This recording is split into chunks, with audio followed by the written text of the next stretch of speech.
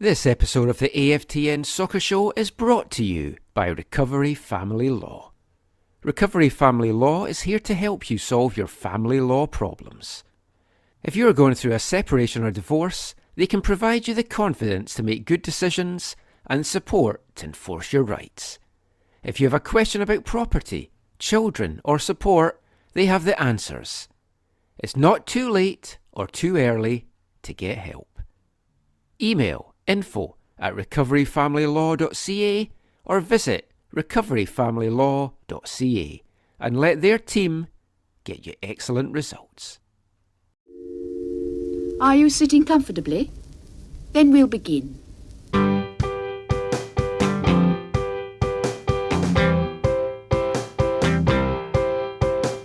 10 minutes left.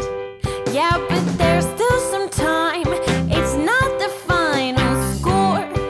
We need more than the numbers we're given. Show us you live and breathe the game. You're more than a name. That's what we came for. We can bring you more than the score. Every story. Let's take this thing off of the field into the real world, away from the numbers, away from the numbers. Welcome back, my friends, to the show that never ends. There's still time.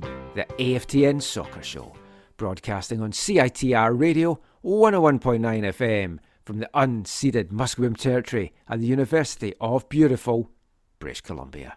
I'm Michael McCall, And I'm Zachary Adam Eisenhower. and we are back with another packed show of Whitecaps and MLS chat. Predominantly those two topics we're going to be covering on the show this week. And after a couple of bumper shows with a couple of feature interviews every week, I thought no feature interview this time. We'll just have some chat. And I'm going to try and keep this as a short show, Zach. So just 3 parts and 2 hours, which to me is the short show. Let's talk when we're done talking. Yeah, okay, I've See how- started the see how long timer it now. takes. Yeah. I mean, in part for that, to give the listeners a break, but also you might hear, I think I'm coming down with a cold or something. My voice is starting to go a little bit. I'm getting a Shetland pony, a little horse. Yeah, a little horse. There you go. But yeah, I was worried where you were going with that for a moment. I'd love a Shetland pony. I think they're adorable little creatures. There was one of these little. There was a little road by where I grew up in my elementary school years, and there was a little street that went through our neighborhood, and part of it was like when it became an alley. It wasn't even actually a road, and it was called Shetland. And of course, someone graffitied over it and with an I over the E.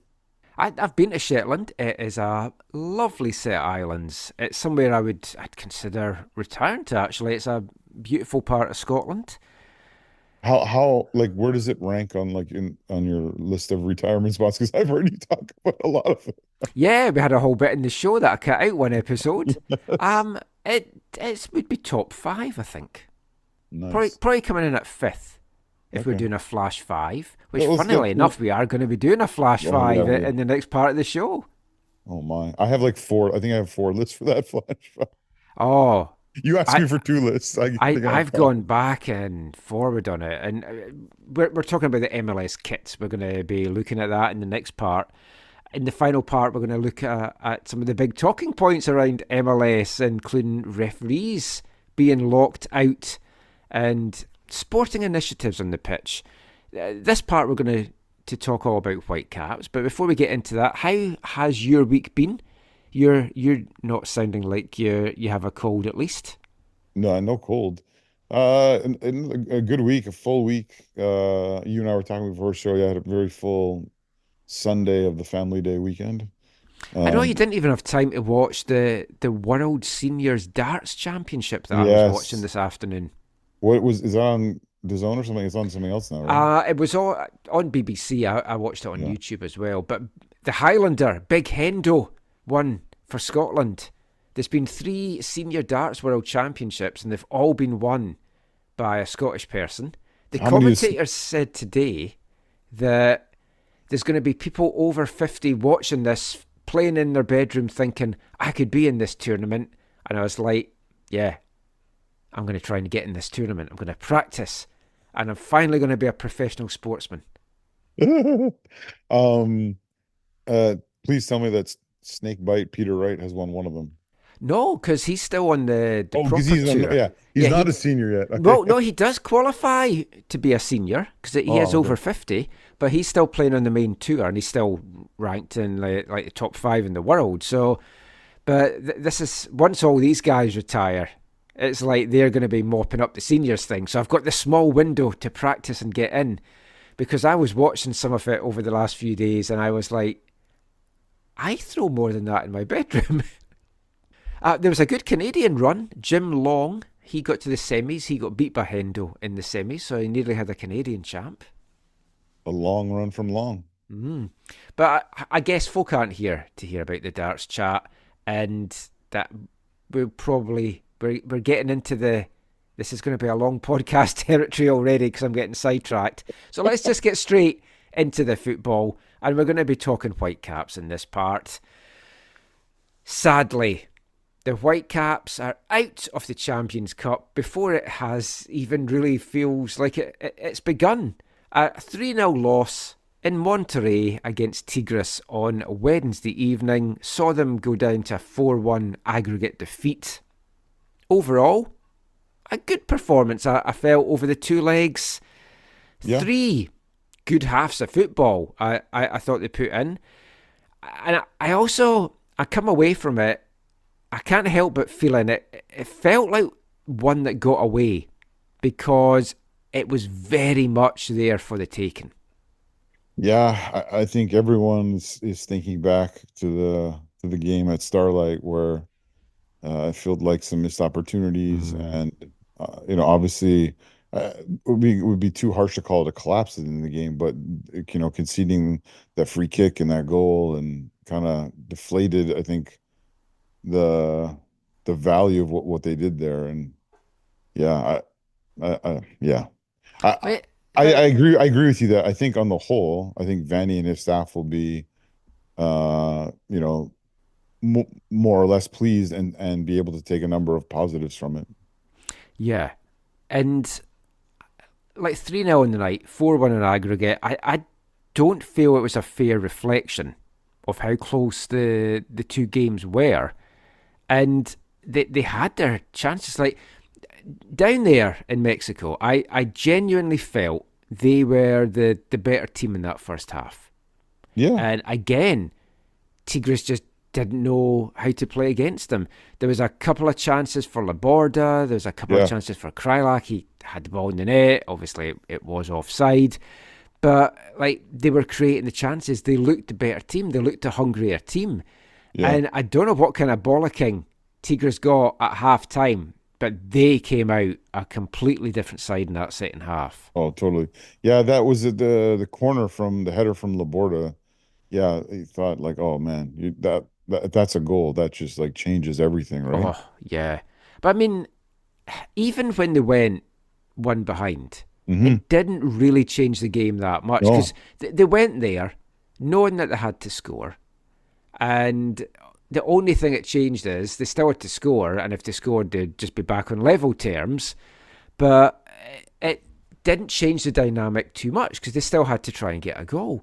And to their credit, after giving up that goal 6 minutes into the second half, they still took the game to Tigres, and they certainly had chances. They went 2 behind, partly because they were pushing to try and get the equaliser, but it was the not capitalising on the chances taken. And we'll hear a little bit post-game from Vanni in a second, but that was his big takeaway, that they created, they didn't finish. I mean, one of the worst ones was when Fafa did so well to centre the ball into the 6-yard box, and then White just couldn't connect with it. Yeah. Well, wasn't there also, so the other chance I was going to ask you about was I like the last game. I was working when it was, so I couldn't watch it live. But one of the first things I heard about the game was there was, this big whiff from Krylak. Very early in the game. Yeah, yeah, very Yeah. early in the game. So that, and then yeah, then I heard about the white mist and whatever. So then I watched highlights and went back and looked at it, and yeah, there's just if again, we've talked about this before, but it feels like they're the preseason side, right? Like Oh, yeah. you figure like in April they're bearing those chances. Yeah. I mean, we know Brian White sometimes needs 8 to 10 chances to put one away. And against a team like Tigres on their Yeah, home patch, you're not going to get that amount of chances. But if you were a little bit sharper, because you're in mid-season form, you've got more of a chance of getting on the end of that. So I don't think we can read too no, much into that. I take a positive that at this stage they are creating the chances. yeah. And I think, like I said, I think that's one of the things that Vanny and the coaching staff will be encouraged by. Yeah, and that again, that was one of his takeaways. It just disappointed they didn't take it. And that like the third goal, they were still pushing when they were two down, and then they just left themselves short at the back. Tigres by far were the better team in that second half, but out the Mhm. four halves played, that was just one half that Tigres basically showed up. And I was on a show just chatting about this on Friday as well. One of the questions that was posed to me was, did I feel Tigres maybe took the Whitecaps too lightly? Did they think, oh, they haven't played a game yet, this is going to be a bit of a walkover? And I don't think it was quite that, but I don't think Tigres expected to get the fight that they had. Yeah. Well, I think too, it's not like they don't know the Whitecaps, right? It's not like Yeah. they don't have experience to draw on. And I think like everyone else, Michael, in the last, what, year and a half, 2 years, they know, Tigres now knows experientially that this is probably the best Whitecap side of the MLS era, right? hmm I was a bit disappointed just in some of the Whitecaps groups and stuff that I'm read or I'm a part of. There was a couple, mainly the younger fans, that were like, who cares? This is a stupid competition anyway. Oh, really? And yeah, I usually I don't reply. I had to. I was like, how is it stupid? It's a gateway to the FIFA Club World Cup. Yeah. Yeah, And the that's reply strange. was, well, it's not as if we're going to win it. And it's like, are we going to win MLS? Should we not bother competing in that then? Because it doesn't look like we're going to win that either. Yeah, that's a strange I approach just, in my opinion. I don't get that way of looking at it. This is a massive competition. It's like I put this below MLS, maybe even slightly above MLS because of the gateway of what it can lead to. I put it above the Canadian Championship. Obviously, it helps if you win that to get into this, but there's other mechanisms. I put it above the Leagues Cup, obviously, as well, just because what is at the end of this? And because I've always valued like intercontinental competitions, because I've grown up in the old European Cup and Cup Winners' Cup and UEFA Cup over in Yeah. Europe, that I appreciate those kind of competitions. But with what's dangling at the end of the rainbow now for this, it's a massive prize. Yeah, I mean, this is I mean, for maybe younger fans or newer fans or whatever, yeah, this is the Champions League, right? And hmm it doesn't matter how big of a side you are in it, you want to try and, get to the next round. And especially when it's a knockout thing, I know the home and away makes it a little more difficult, but you always have a chance and you always want to be, yeah, I don't know. I remember back in the day with the first time or first couple times we got into it. I know there was the group stage stuff and whatever, Mm. or the whatever. Yeah, it was the group Yeah, stage, right? I don't like group stages. I I have to say, don't just in I didn't know, I general, didn't but mind it back then. I just remember our group stages were uninspiring because they were yeah, like an MLS team we played a million times and yeah, and and usually whatever. they didn't care, and they put in B teams like that Yeah. Kansas City game Oh that we yeah, talk no, about, wasn't and the first time, wasn't that time when we met Romel Kyoto, right? They were in our yeah, Olympia. yeah, Like and that was he great. got injured, and Yeah. And then the first time it was against Tigers too was also kind of like, wow, you know? Oh, I mean, that was a fantastic occasion. Semi-final as well. Yeah. I mean, this has the potential to have so many great memories for us if we can build the team. And like you can say, oh, we're not going to win it anyway. Montreal and Toronto, they've made runs to the final. Yeah.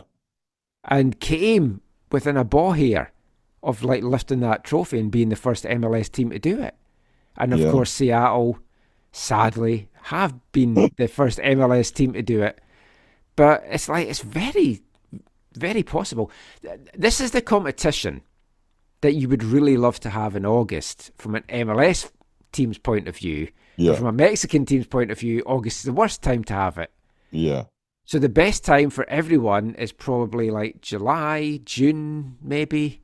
But then that's also not a great time because then you wouldn't have Canadian Championship and Open Cup. And well, we know it would more clash with that Leagues Cup thing.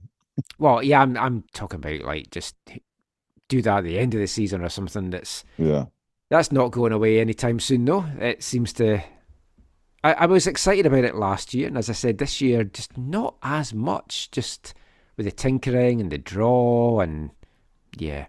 Anyway, we won't get sidetracked on that. Let's hear a little bit from Vanni post game. It was an interesting post game press conference because there was all the Mexican journalists there, so the first few questions were all in Mexican, or Spanish, rather. Mexican Spanish. So then they went to Zoom. And I asked my question. And then Felipe was on. And Felipe asked his question in Spanish. Oh, did he? Full credit to Vanni, he answered in English. Okay. So we've got a little bit of audio of me asking Vanni and also Felipe's question, which I've cut out because it was in Mexican, or Colombian, I guess, in his case.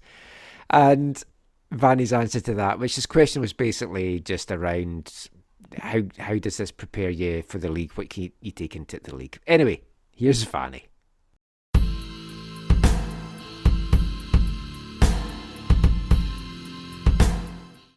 Hey Vanni, 4-1 aggregate loss maybe doesn't quite reflect how these two games played out, but there was enough chances there tonight to get that first goal, to get yourself in the game. I picked up a little bit of what you were saying in Spanish there, but what's your main takeaways from this game and taken now into the MLS season? The main takeaway for this game is that, again, we need to keep our structure. We need to play every minute till the end. And of course, we need to score our chances. So even after the goal that we conceded, we had 25 minutes really good till minutes 85-ish because we were keeping our structure. We were defending very well. And we need to stay in the game. In the last 10 minutes, we went a little crazy. We went a little bit too much trying everyone to win the game by himself. And of course, we become unbalanced, and a good team like Tigres can score against us. So yeah, that's the thing that's the takeaway from these two games. If we keep our structure, if we do the thing that we are supposed to do, we can go toe to toe against one of the best team in CONCACAF. So it's very, I would say, auspicious for the thing that is going to happen in the league. Yes, for sure. Of course, we're not brilliant like we are supposed to be during the season, and we are working on it. After this game, we are not going back home. We are going to Palm Springs to do another week of preseason, and our league is going to start only in 15 days. So it's going to be, I would say, something that we work, of course, on our intensity, to be more brilliant, to be better on the final third. But again, I think that the base is there. We need to keep working, and the first time last year it wasn't a good one. The second time maybe not. We like. I like to be in the Champions League. I like to, I would say, practice my Spanish in the press conference. So we want to be in this competition next year too. So we need to be good in the league.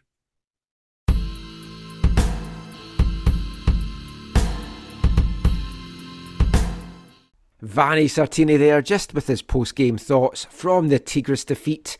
The focus is on the league now for a spell until we get into the next lot of cup competitions, whenever that may be. We'll come to that in a sec.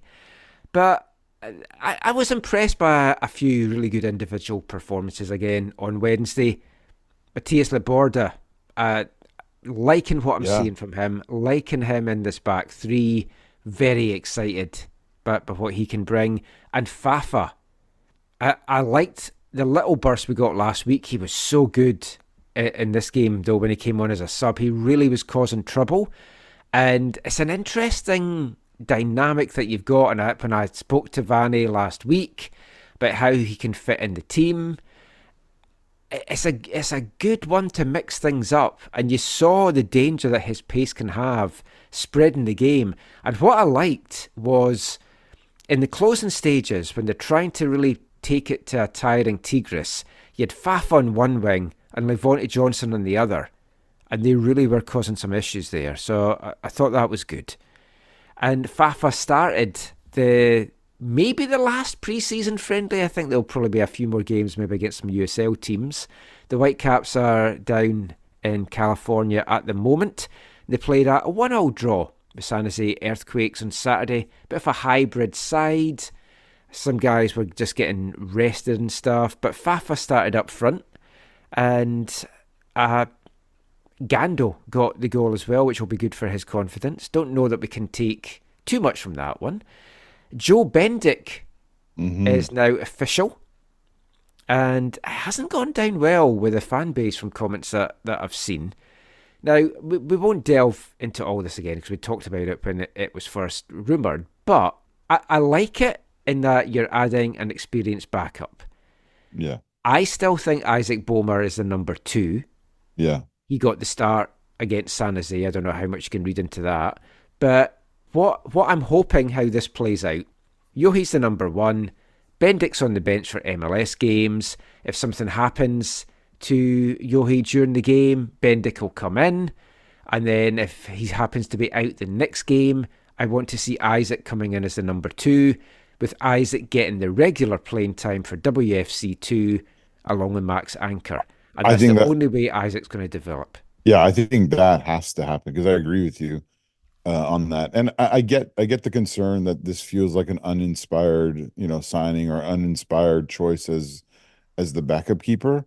But I still also think it's an improvement over like not that far in the past, like Cody Cropper, So uninspiring, sure, but I think he's serviceable in a way that can allow you to do what you just said in terms of he's not going to need any games of WFC2, and you can continue the development of two of those really up and coming keepers, and then also feel secure about no matter what happens, you have some experience there as well. Yeah, so uninspiring, but I think effective, and I think not at this point. I think not unwise, with the caveat if they do play it out the way you just described. If it plays out a different way, then I don't think that's a good thing for Isaac, who has certainly more than shown that he's capable of coming in for games. I think Max Anchor's still got a lot of development to do to get to that MLS level, but he's still very, very young, and I know they're very high in him, and so am I. Last thing just to talk about here on the Whitecaps news is we're still awaiting the Canadian Championship draw and schedule, and there's been lots of murmurs around. True North Foot had... Oh, yeah, we didn't talk about it last time, right? No, we didn't, because I thought, we'll see how that plays out. They had an article a few weeks ago saying that the CPL sides have basically made a proposal to the CSA for the format of the tournament, and the MLS sides are not in favour of the proposal. So naturally, a lot of the CPL fans are like, well, screw the MLS teams, they shouldn't have such a big say or whatever. But the proposal was for 2-legged games. Surely we've moved past that. Although I agree with some of the sentiments that just came out of your mouth, I definitely think the proposal, as I read it, was pretty awful. And that's, contradictory to some of the way I feel about some of the other stuff. Yeah, I'm glad. But, I was curious because I've never spoken to you about it, so I didn't know what your thoughts were. It was an awful proposal, if that was a genuine proposal. If it was legit, yeah. Was it last year or last 2 years of the Voyageurs Cup? It's never been better aside from this no extra time business. Yeah. And so yeah. I know obviously part of the one of the elements, I don't know how small it's considered, but was the fact that they did a draw on One Soccer. So obviously maybe we'll talk about because this was going to be no draw. Right. That's absolutely ridiculous that you would take such steps forward and then kind of start taking steps backwards with this. Yeah, because it was like VFC against the Highlanders at Willoughby. It was dumb. It was dumb the proposal was ridiculous on so many levels. You like a draw adds legitimacy to the competition and adds to the I don't know, the aura of it. Like and so I mean I genuinely would love an open draw. Like no one, if there's enough teams in the future, which there will be, no one gets a bye. It's an open draw. If TFC and Montreal meet in the first round, so be it. I'm all for that. A total open draw, and I know and none of this regional stuff. I understand why it's for now, and I understand the cost and is an issue not just for the non MLS, non CPL sides. It's an issue for the CPL sides. Because like if Halifax were to draw the Whitecaps in Vancouver, that's a big trip for them when they've already got a couple of big trips to the island. Yeah, but still, like that's what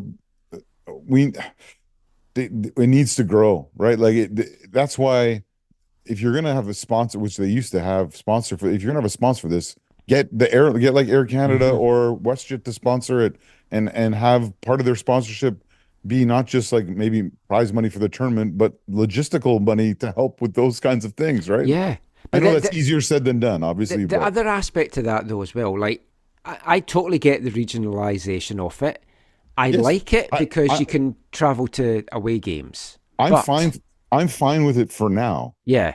But the long term you have to be working towards totally open draw across the country. And like we said, single eliminate, like single match, and the draw also has to include home and away. So it's not like, you know what I mean? Like you have to it's not like the bigger tier hosts or anything like that. Well, yeah, like my ideal with thing, the caveat that the home team that's chosen the draw can say to the other team, if you want to host, we're okay with that. Yeah, because we can't afford to, or logistically, our small ground can't hold all the fans it's going to travel to, or something like that. Right. I'm saying this as a Whitecaps fan. The regionalisation of it is not fair. Yeah. Because the Whitecaps will always be the one big MLS team in the West. So it genuinely is not fair.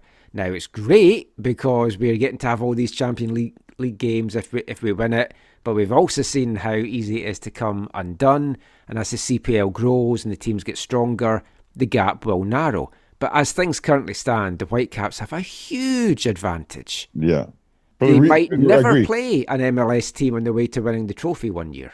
Yeah, and that's only one of the reasons why the regional thing that needs to change is. Actually, to me, that's not even a huge priority in why the regional thing needs to change. It needs to change for the legitimacy of the competition. Yeah, right. The other thing I really want to see, and it's not just the Canadian Championship. I want this for all cup competitions around the world, is the lower seed gets to host.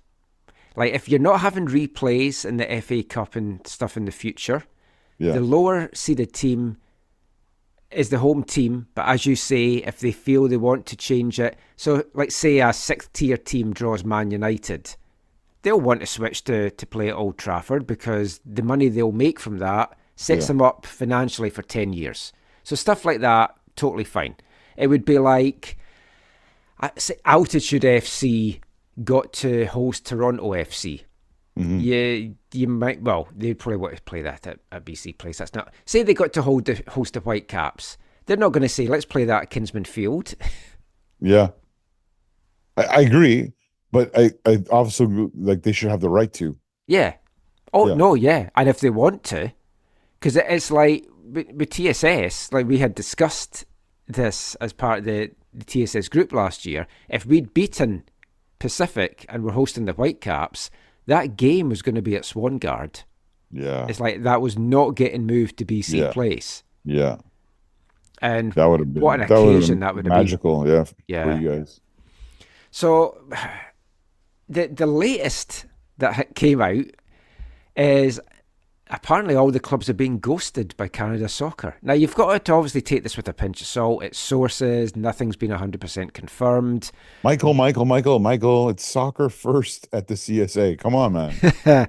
It does make you, again, it makes you wonder just what, is this one of the things that Dino didn't like, whatever was going on? We definitely need to sit down with Dino. Even just an off-the-record chat with Dino is going to be a fascinating thing down the line. But also remember too, yeah. I mean, who knows? There's so many fires there to put out. Who knows what they're focused on, right? Like, well, but this is a you this say needs to be a that, but this priority. kind of needs to be a priority for a number of reasons, because the tournament could start in 2 months if we're looking at like last year. Now, I'm thinking we could be looking at a later start. I would hope so. But then you've got your League One teams that they need to have a little bit of prep to be like, well, are we going to host? What we're going to do? And they need to do their crowdfunders, their GoFundMe's. Yeah. Well, I know, like TSS, we were probably like 4 to 5 months, 4 to 5 weeks of planning for that Valor game with everything that went with it. Because it's like security if you're at home and all the things that you don't usually have to think of as a club in League One. And they'll be the same in Ontario, the same in Quebec. So they need to get this draw done, and soon. Hopefully a draw, and hopefully we get to see it. And it's not just, here's what we did behind the scenes. Especially if things come out the way that proposal was leaked. And if Vancouver FC do host the Highlanders, folk are going to be like, well, that was fixed. Yeah, it totally hurts the competition, and in some people's eyes, yeah, it'll hurt the legitimacy of it all, right? And that's just not helpful, especially after, as we've said, you've taken so many good steps forwards in the last 2 or 3 years. I know it's growing, it's exciting. You've opened it up, not as much as I want. I mean, maybe I'm just a dreamer here. But I'm not the only one, as John Lennon once said. Yeah. Maybe they've just taken their time because they're like, let's open it up to more League One teams. Yeah, that's a dream. That's not going to happen yet. Yeah, I wish. Yeah. Yeah.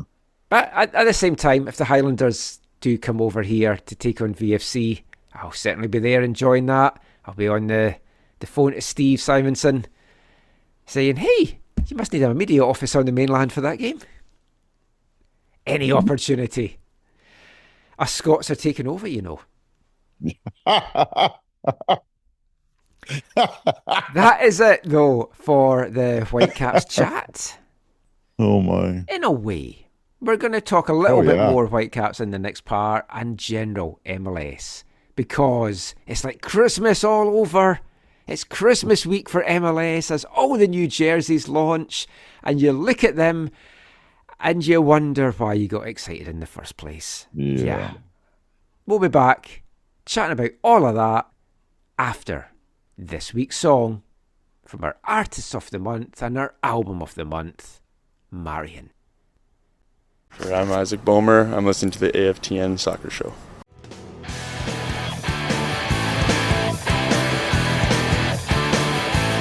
What a cliche! Oh, I never want to see you again. Oh, so cliche, too much Spandex on the brain. Oh, if you believe your dreams will come true, then sleep is all you'll ever do. And if you think I'm gonna come to you, then go back to bed. Take my friends there too. In a sense, we're exactly the same. Cause we're both so different in every way. In a sense, we're exactly the same. We're both so different in every way.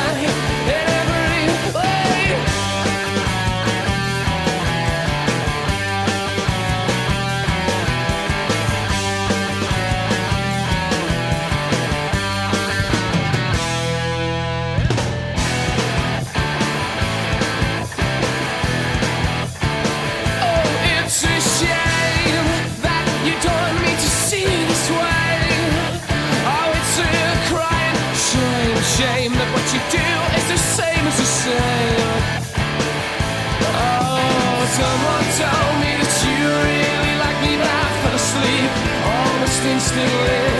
And in my sleep I dreamt that you found me. Now I found my feet, so come and run with me.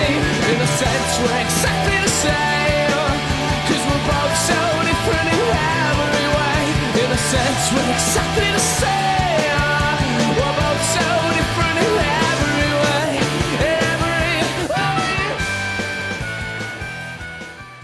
Welcome back to the AFTN Soccer Show on CITR Radio 101.9 FM. Brought to you in partnership with recoveryfamilylaw.ca. And kicking off this part, it's our album of the month here at AFTN for February. English band Marion, their 1996 album This World and Body. It was the band's debut album, and that was the second single from the band, the first of 4 to be released from this album. Originally released in 1995 when it reached number 53. It was re-recorded the next year, reaching number 17, and that was then the 4th of the singles that had been released in 1996 from the album. The song is called Sleep, and it's a fantastic track. And I want to give a big shout out to Dave, who got in touch on Twitter to say he is loving our Artist of the Month, Marion. And genuinely, and no BS here, see when people message me to say that how much they enjoy the music on the show, I enjoy getting those messages more than people saying that they've enjoyed our football chat. I hear you. The football chat's more for me. The music, I'm trying to just spread the joy. Yeah. And we've got a good album of the month coming up next month as well, which ties in with my trip back to Scotland and various things, but we'll save that to March. And yeah, just let us know if you do enjoy Marion, and check out all the stuff on YouTube. You can find their 2 albums there and all the usual places as well. And Sleep, the name of that song there. Thankfully, both of us are more awake this week than we were last week, I think. Oh, I have man. to tell Zach sometimes. I'm so sorry. I'm so sorry about last week, dude. Folk might not know this. Zach actually fell asleep twice during the recording. Literally fell asleep. Well, Michael, And I had to go, Zach. Michael, ask the listeners how many times have they fallen asleep listening to the show. Harsh but fair. Harsh but fair. I mean, See the amount of folk that say to me, "Oh, I don't listen to the podcast in one go anymore." I'm like, I don't blame you. Yeah, well, that's totally understandable. But I mean, some people maybe they put it on before they go to bed and they fall asleep. Or like a calm sleep story. Maybe, yeah. We do that. There's been a story about the Dinosaur Coast that I have got about 2 minutes into that we keep playing when I go to bed. If no one's used the Calm app and the sleep stories, they are fantastic. I've heard good things. Because I am bad for... I do stuff on the computer, work away on articles, record stuff, edit stuff, right up until I go to bed. And then I go to bed and my brain just cannot switch off. It's just... I've always been like this. And I need to try and get out of it, because earlier this year I had some really bad insomnia for a couple of weeks. I just could not fall asleep at all. But I'm getting back into the swing of things, only to get probably messed up with jet lag in a few weeks' time when I head over. But we'll get back to the football chat now, because as mentioned in the last part, it was the MLS kit launch week. All of the clubs released their new jerseys that they have for 2024. We're going to do our Flash 5 of our 5 faves and our 5 least faves. Oh, are you going to drop the end of this? Are you going to drop in the Flash 5? Oh, of course. Oh, nice. Yeah. Got a few other things I'm going to drop into this section as well. Nice. Because we'll look at the Whitecaps kit as well, and we'll look at the other 2 Canadian teams in a bit of depth, and then we'll do our top 5. Now, the Whitecaps kit had been leaked a few weeks ago. By EAFC, right? Yes. And the Whitecaps owned it, made a joke of it. So yeah, that was good. That was a good response from them. I know, because as we talked about, you go all that effort, and then it's just You can't do it the way that you want to do it. Now, the thing was, because we had this discussion, is I thought it was a black kit, and you thought it was dark navy, and you were right. Can you say that one more time, Michael? No. Every time I say that, you ask me to repeat it, and I will never repeat it. Well, at least I haven't recorded. I should loop it somewhere. I cut it out in the actual recording. I just say it to make you think that I've said it. Stopped clock is right twice a day. That's true. That's true. The Whitecaps' 50th anniversary kit is now official, and it's navy and gold. And a little bit of Brian White as well. And yellow. Bit of yellow in at the side. Is that yellow or is that still gold? That looks yellow to me. No, it's got to be gold. No, yeah. I like it. There's a couple of things I don't like about it. I think the Telus branding is way too high in it. Like high up on the kit? High up in the chest. But they're not the only team to have that. So that must be a design choice by Adidas this year. Well, some are a little bit lower. Like, yes, some are lower, but there are a few others that are quite high. Like the TFC one's quite high. We'll get onto the TFC. So you're saying the Telus is too high? I think it's too high. Like even when I look at the one picture here on a human being, it's normal. Doesn't seem high to me. Oh, yeah, it doesn't seem high. A few folk were disappointed that it didn't have a hoop. Could have seen maybe a thin gold hoop would have worked. I think it would have been quite nice, but the Telus would have needed to be a bit lower for that. I saw some people saying, this has nothing to do with the Whitecaps. Which is why I saw that many places too. And it was just like, I shouldn't, it sounds like I'm laughing at people. And You were? I was, I'm sorry. But it just, I try and say this in an as non-snobbish way as it sounds. It's just because people don't know the history. Yeah. Right?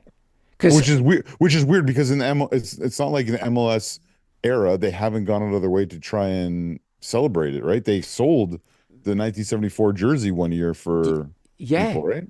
I actually have one that was made by a company in England called Toffs, and it's the red one with the white and red badge.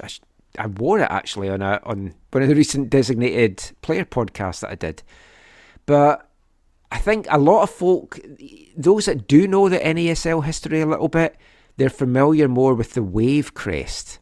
Yeah, of course. So that's why they look at this and they go, this has nothing to do with the Whitecaps 50th But those who know the anniversary. club know that the logo is connected to the inaugural jersey. And I think it's really smart.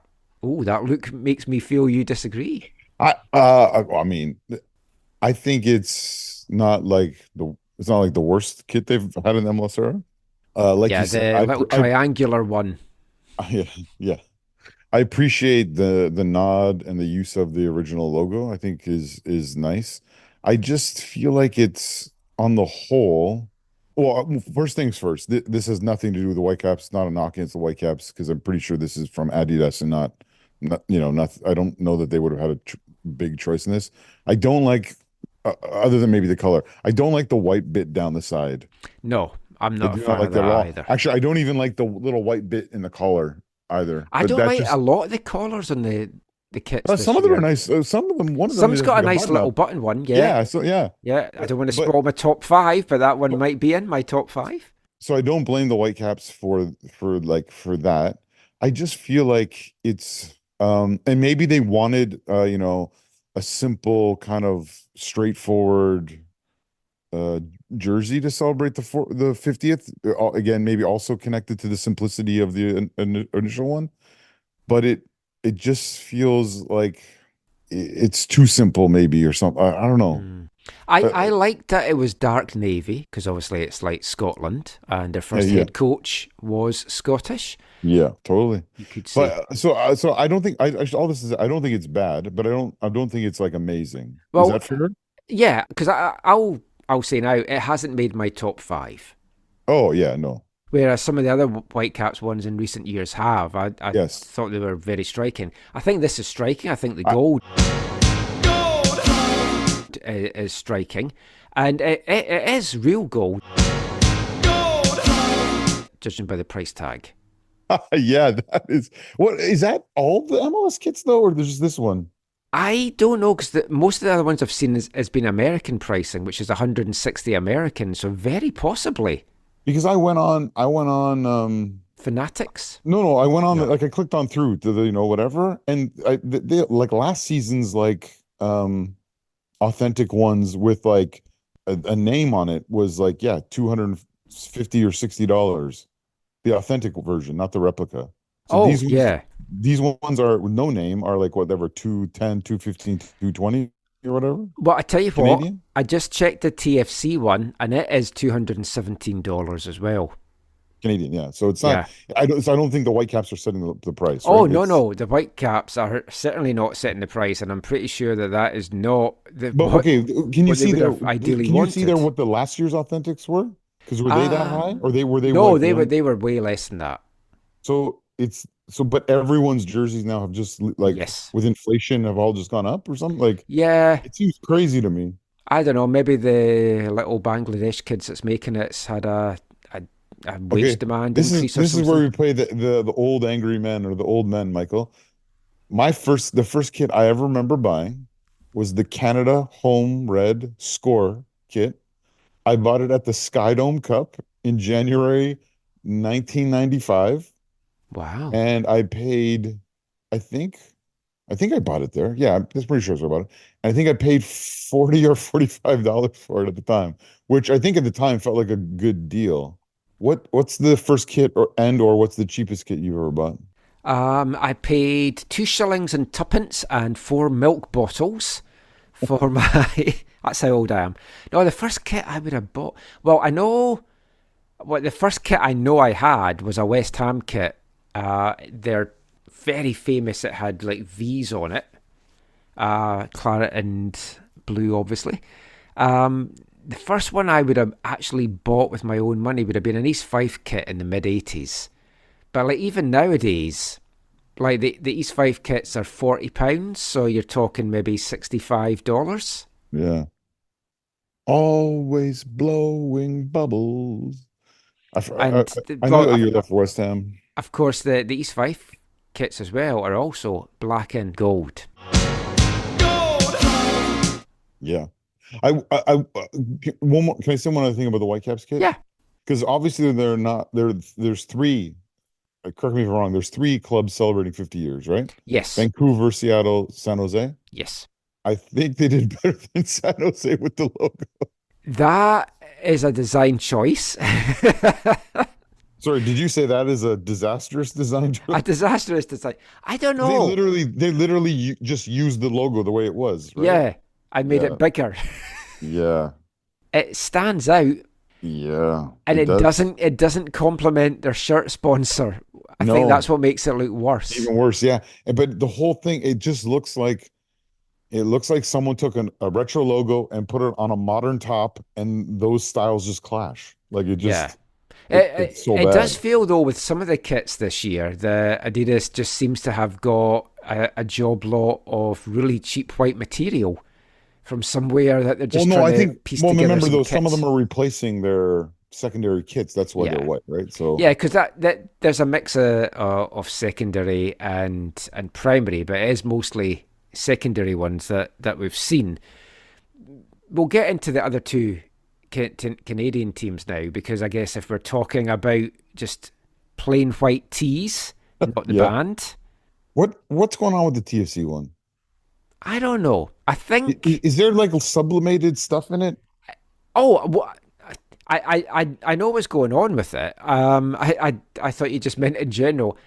It kind of feels like it's Like a shaded version of the logo is in the corner. it's their community kit, Right. and it has an interlocking shield pattern that you really have to look very closely at to see. Like, see when it's just lying down flat, you cannot see that it's a shield pattern. It just looks like a white t-shirt. No, but even when it's lying down flat, it looks like there's a giant shield in the bottom right, and then it looks like there's two shields in the upper left. Yeah, it's an interlocking shield pattern. It's weird, man. It's the first TFC kit that features their secondary crest Low as well. crest. Which I'm okay because that secondary crest is in some ways way better than their primary. Yeah, I don't mind it too much. A lot of the fans have felt it wasn't red enough. The kit or the Yeah, logo? I guess the kit. It has kind of almost flashbacks to the 2020 Unity kit that they had that was just white with some kind of zigzaggy lines on it. But that was better than this one. I don't like this one at all. It's part of their GTA campaign, which they're running until the 2026 World Cup, which, if you hear GTA, you would think, oh, the Greater Toronto area, they're appealing to people outside of Toronto catchment area. But no. Do you know what the G stands for? Grand Theft Auto? Global. It's a global Toronto area kit Yeah, that's weird. because they're I mean, worldwide. that's where I predominantly grew up in. I've never thought of it as global Toronto. No, I think they're thinking the world. Yeah, like people from around who live in Toronto from around the world. Yeah, Yeah. I don't know. It's lost on me. I'm sure TFC fans know what's going on with it. The general reaction from their fan base, though, was not good. Whereas most of the Whitecaps fans, I think, like the Whitecaps kit. The TFC fans did not like their kit at all. Montreal fans, on the other hand, really liked their jersey, the La Main. Yeah. It has impact on the neck, but I.M.P.A.C.T. I actually really like the Montreal kit. I do as well, I without think it's getting I think ahead of our it's top fives. I think it's the best of the Canadian kits. I would agree. I think it's very classy. Vancouver coming in a solid second of those three. Oh, yes. And coming up the rear, as it probably will be in the MLS standings, judging by how poor their squad build has been, is TFC. But that Montreal kit, what would you describe the blue thing as that goes down it? It's not a sash per se. Well, it's in the area that one of the classic areas that a sash would go, a straight sash, but it's like or like sound wave, like a sound. Oh, it kind of wave, is right? like that as well. What Montreal are describing it as is they're saying it's a vertical blue stripe located on the side of the heart with the pale blue colour of the jersey reminding us of the St. Lawrence River. Yeah, that's good. Didn't look that blue when I was there, I've got to say. But the back of the jersey features symbols linked to the club's history. Droit devant. I don't speak French. I don't know if that's how you pronounce it, meaning straight ahead. Droit devant. Taken from their motto. To ensemble droit devant. Oh, jeez. Murdered that. Apologies to any French listeners. This is why when I was doing the under-17 nationals and I said to the Canada soccer official, I can have a go reading out the French. And then I tried it and she's like, no, just you stick to English. You stick to English. And as I mentioned, the IMPACT, which stands for inclusivity, memory, passion, ambition, collectivity, and talent. No, it just means impact. I also like on the front that it's got 5 symbols that you would find on the Montreal flag and the coat of arms as well. The fleur-de-lis and 4 others. I think that's what really tips it over for me. I just think it's very, very classy. I really love it. And it probably won't surprise people after me saying that to find out it features in my top 5. I think let's just get to that now. It's time for our 2024 MLS kit. Flash 5. Flash 5. Rank it, baby. 5-1. AFTN.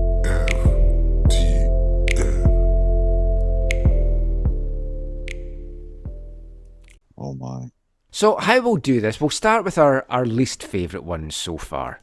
I've got my 5 up on the screen in case we wanted to delve into any of their stupid explanations for it. So I don't know how best to do this. Let's just Wait. Can I just name the worst one? that we have to agree on. So your overall worst of the... The overall worst one would be, Okay, let's start with that then. and if this is in your top five, I don't know if we can be friends. I'm just joking. I'm just Oh joking. no, now I'm worried. I'm looking at my top five and my worst five, which has changed a couple of Now- times. Now, I also want to talk about something about these later, but I'll save that for after. Okay, to me the worst of all of the is and I quote, the Afterburner Kit by FC Dallas. Oh, that did not make my Michael, look worst at that thing. five. Look at that thing. How that is a horrendous kit. How can It you is look at that absolute- and I just showed it to Kirk and he averted his eyes. It is so ugly, Michael. I can't believe Lamar Hunt is rolling in his grave with his marker on the back of it.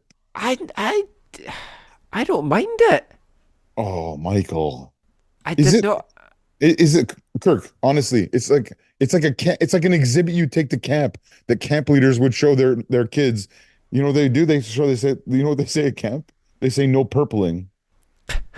You know what that means? You know, when you mix the blue and the Oh. red together, guys and girls together, you get purple. Yeah. They say guys stay away from girls, girls stay away from guys. No purpling. That's what this shirt is a reminder of. I have never heard I'm that gonna before. I'm gonna give them to as an example they can use at camp this summer. I don't know. I liked it. I thought people could use it if they're trying to work out what color to paint their walls. Oh It does my look like a God. paint swatch. It's so ugly. But I feel there's worse than that. Okay, give me your worst then. New What's the- York Red Bulls Well, okay, Big Zaggy Legacy Kit. I have Dead Bull on my worst list because they're Dead Bull, Ah, which I'm I- biased. I fully admit it. I bias, but I will just never don't like get it. And I actually watched their video talking about how it Because- was their because legacy Michael, kit. how can you have a new kit without a video for it? But they didn't every even new- explain why it looks like this. They just kept saying, "This is our legacy." Zigzaggy lines. Yeah. You kind of look like Just some look it kind of weird animal. Well, they're Dead Bulls. That's what they are. Is it the blood of? I don't know. It's Okay. To me, that's the hideous one. That's in my bottom five. Okay, for I'll sure. I'll give you my 5 from 5 to 1. Now I have to check this because Wait, it has... can I just finish mine because mine are not in a great order. Oh, okay. Those two are in it. I also have because of the previously mentioned reasons. I have the San Jose Earthquakes in the bottom five. Oh, I didn't have them. And I stayed away from most of the ones that are just plain white, or just left them out just because they're so boring. Where is my other ones here though? Okay. No, I'll leave that for the middle and I'll explain that later. Oh, I didn't. Sorry. I guess that's 3. I've given you 4. One of the other ones I'll say is Nashville. Yeah. I don't like how they have. It looks like the hoop is too high. Yeah, like the TELUS logo. Yeah, but I don't think the TELUS logo is that awkwardly high. But yes, so that was on my list. And then where's my last one here? I think my last one I'm going to go with on my bottom 5 is the Peak Utah kit. Oh, I had that as my 6th worst.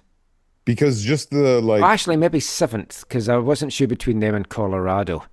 well, because you have these two contrasting styles, right? Like it wants to be Barcelona, and then they're like it gets to the top. It starts at the bottom. It wants to be Barcelona, and it gets to the top, and it's like we're the mountain team, and here's a normal jersey at the top.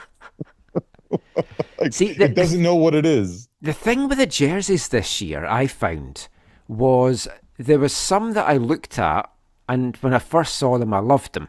And then the more that I've looked at it, I'm like, oh, I don't like it as much now.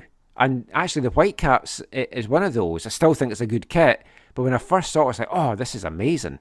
And then the more I look at it, I'm like, I don't know. And then there's some that I thought were really bad, and then the more I've looked at them, I'm like, actually, I quite like that. And my prime example of that is the Seattle Sounders one. Yeah. That Well, right away I had as the second worst. I have a couple mid ones that we're going to talk about in a minute that are kind of like that too. The Colorado, you mentioned Colorado. Colorado, kind of like Philadelphia for me, is a little bit of like, I think they made these jerseys to like hypnotize the teammates or the opposition. I wrote down mindfuck. Yeah, because when you look at it, you're like, you Yeah. go crazy. Yeah, the Philadelphia one just looks like you've been sick down your front there. But That, when you look at it close up, Kirk's laughing at that. When you look at it close up, that when you zoom in on it or see the close up, it's just like it's so almost like blurry that you're just like, am I going crazy? Like it's just like if I was standing next to that, looking at that on the field, it would like, yeah, it would like, it would, maybe like, be maybe so it is some kind of distracted. weird psychological thing. It's so blurry, you know. You're just like, wait, what? And you're so distracted. Well, here's my bottom five. In Okay, fifth, give I me had about five. Charlotte's Carolina Explore kit. I don't know. There's just something about that. It just looks quite Oh, the one that has like the tacky. different layers of the water. Yeah. Yeah, yeah, that's fair. I think it's primarily the top layer because it's a different size because of the arms, Yeah, and it just looks weird. Now, is that the shape of the state or something?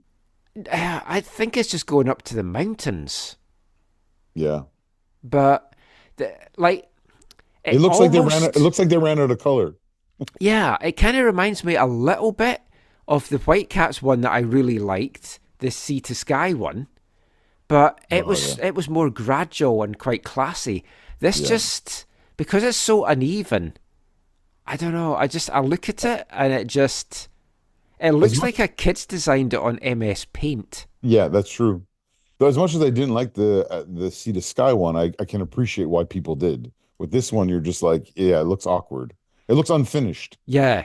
Yeah, Number 4 for me that's a good call. That's a good show, by the way. was the Sorry. TFC one. So I had that as Well, number 4. I as much as I don't fully get the imagery in it, I actually think it's like a not a horrible kit. It's just that if I maybe have to see the imagery in person, but Maybe. otherwise the rest of the elements I think are fine. My third worst, I went with St. Louis's. It's one of the white ones, right? Yeah, the Confluence kit. The reason I went for it, like again, see when I see it lying down Oh flat, yeah. it Yeah, just again, looks like a plain white kit. And then when you actually see it, it's got all these weird lines. wavy lines. This is obviously clearly there's something in my mind that when I see lines and stuff that are so uneven, I really don't like it. It's gonna mess with those cats that love Purina. Well, it's it's also the flag looks weird because it's meant to be the rivers and stuff. And I don't know. I mean, it might be one that really grows in me.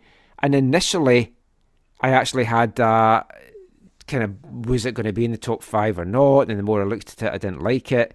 To me, I add that one into the Colorado slash Philadelphia one where it is kind of mind bending. Yeah, there is a lot of kits, I think, that are kind of in the middle.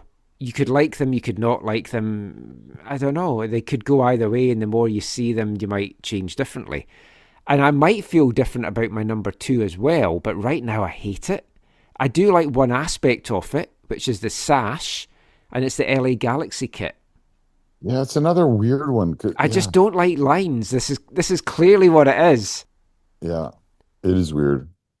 It just, again, it is like an almost psychedelic kind of thing. I do like that they've gone with the sash, but it would have been nice if it was the blue sash, because that is your iconic LA Galaxy kit. Yes. If you That think one, of the the one that Galaxy, Golden you Ball think of that started in, sash. yeah. The first one when they made the Yeah. switch. That is And iconic. the other iconic one is the green and yellow one, the one from the 90s. That Yeah, but the teal and whatever, that was ugly in my opinion. But yes, it is iconic. yeah, I mean, it is their iconic one.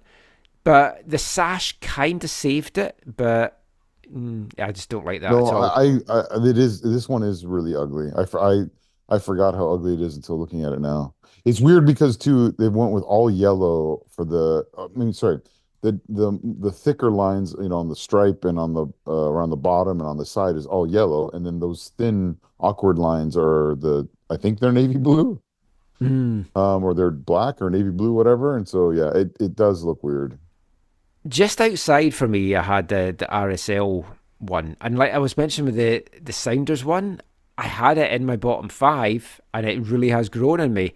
And when you see it from a bit of a distance, it really pops. When you see it close up, I don't like it as much, but when you see it from Seattle? further away, yeah, when you see it from further away, it's really striking. I also like that they've got the original Sounders logo on it. They've got Yeah. the little whale guy in the back, and it's quite a fun kit. It's certainly better than some of the other Sounders kits. Some people have that as their number one. They feel that's the best kit, and it's like, but it has certainly grown me from when I first saw it. Of that's horrible. So To what's have you quite said your liking worst it one now. yet? My worst one was the Red Bulls Legacy Oh, okay, yeah. zigzag. Again, it's the lines. I just don't have lines. I think I would have that number two after. Well, I mean, it's Dead Bull, so yeah, I really hate them. But the what was the other one I said? The first, Dallas, Dallas. I'm sorry, it's just so ugly to me. I if we didn't agree with our worst five, I don't think we're going to agree with our best Oh, five either. absolutely not. I'll give you my five Wait, to wait, one. wait, wait, wait. Before we go to the top, can I say some ones that I think are mid? Yeah. Now, this might ruin some of your. You don't have to say if they're in your top five, but I want to give some shout outs to. I think that I'll just go down the list here and not in order, but in club order.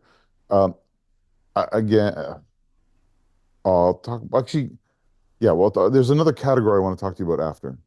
Um, I want to give a shout out to Chicago Fire. I think it's kind of. I think it's one of their better ones returning to their style. Yeah. And With the so hoop. it's not perfect, but I think it's like solid middle table. Who else did I want to mention? Oh, I don't think this one cracked my top five. And it's the sponsor is still kind of hard for me to have associated with this club, but LAFC. Mm. I also, well, you and I talked about this before, I think, recording. Uh, I, I, I have appreciation, but only at a middle level for Minnesota United. Mm. They kind of went for this Northern Lights, this kind of thing, a little bit like, or not maybe Northern Lights, but this Yeah, the stars in the space. sky. Yeah. Yeah, like Cavalry has done kind of, I think, sort of on both their kits. And hopefully we'll talk about the Oh no, we'll CPL do a when they're all CPL out. one, yeah, for the Um, CPL season as well. The Minnesota one, like the Seattle one, but in reverse. When I saw it, I loved it. But the more I've seen it, I'm kind of like, When you see it close up, it kind of feels. It's almost like it's got like dandruff flakes on it with the yeah, but for some stars. people, that's maybe a nice excuse. Yeah. And then the last one I want to Folk mention with in the hair. middle here. Well, I would put the TFC and the Whitecaps in the middle as well, personally. But the And you'd burn the fucking lot. last one I put in the middle is I'm sure the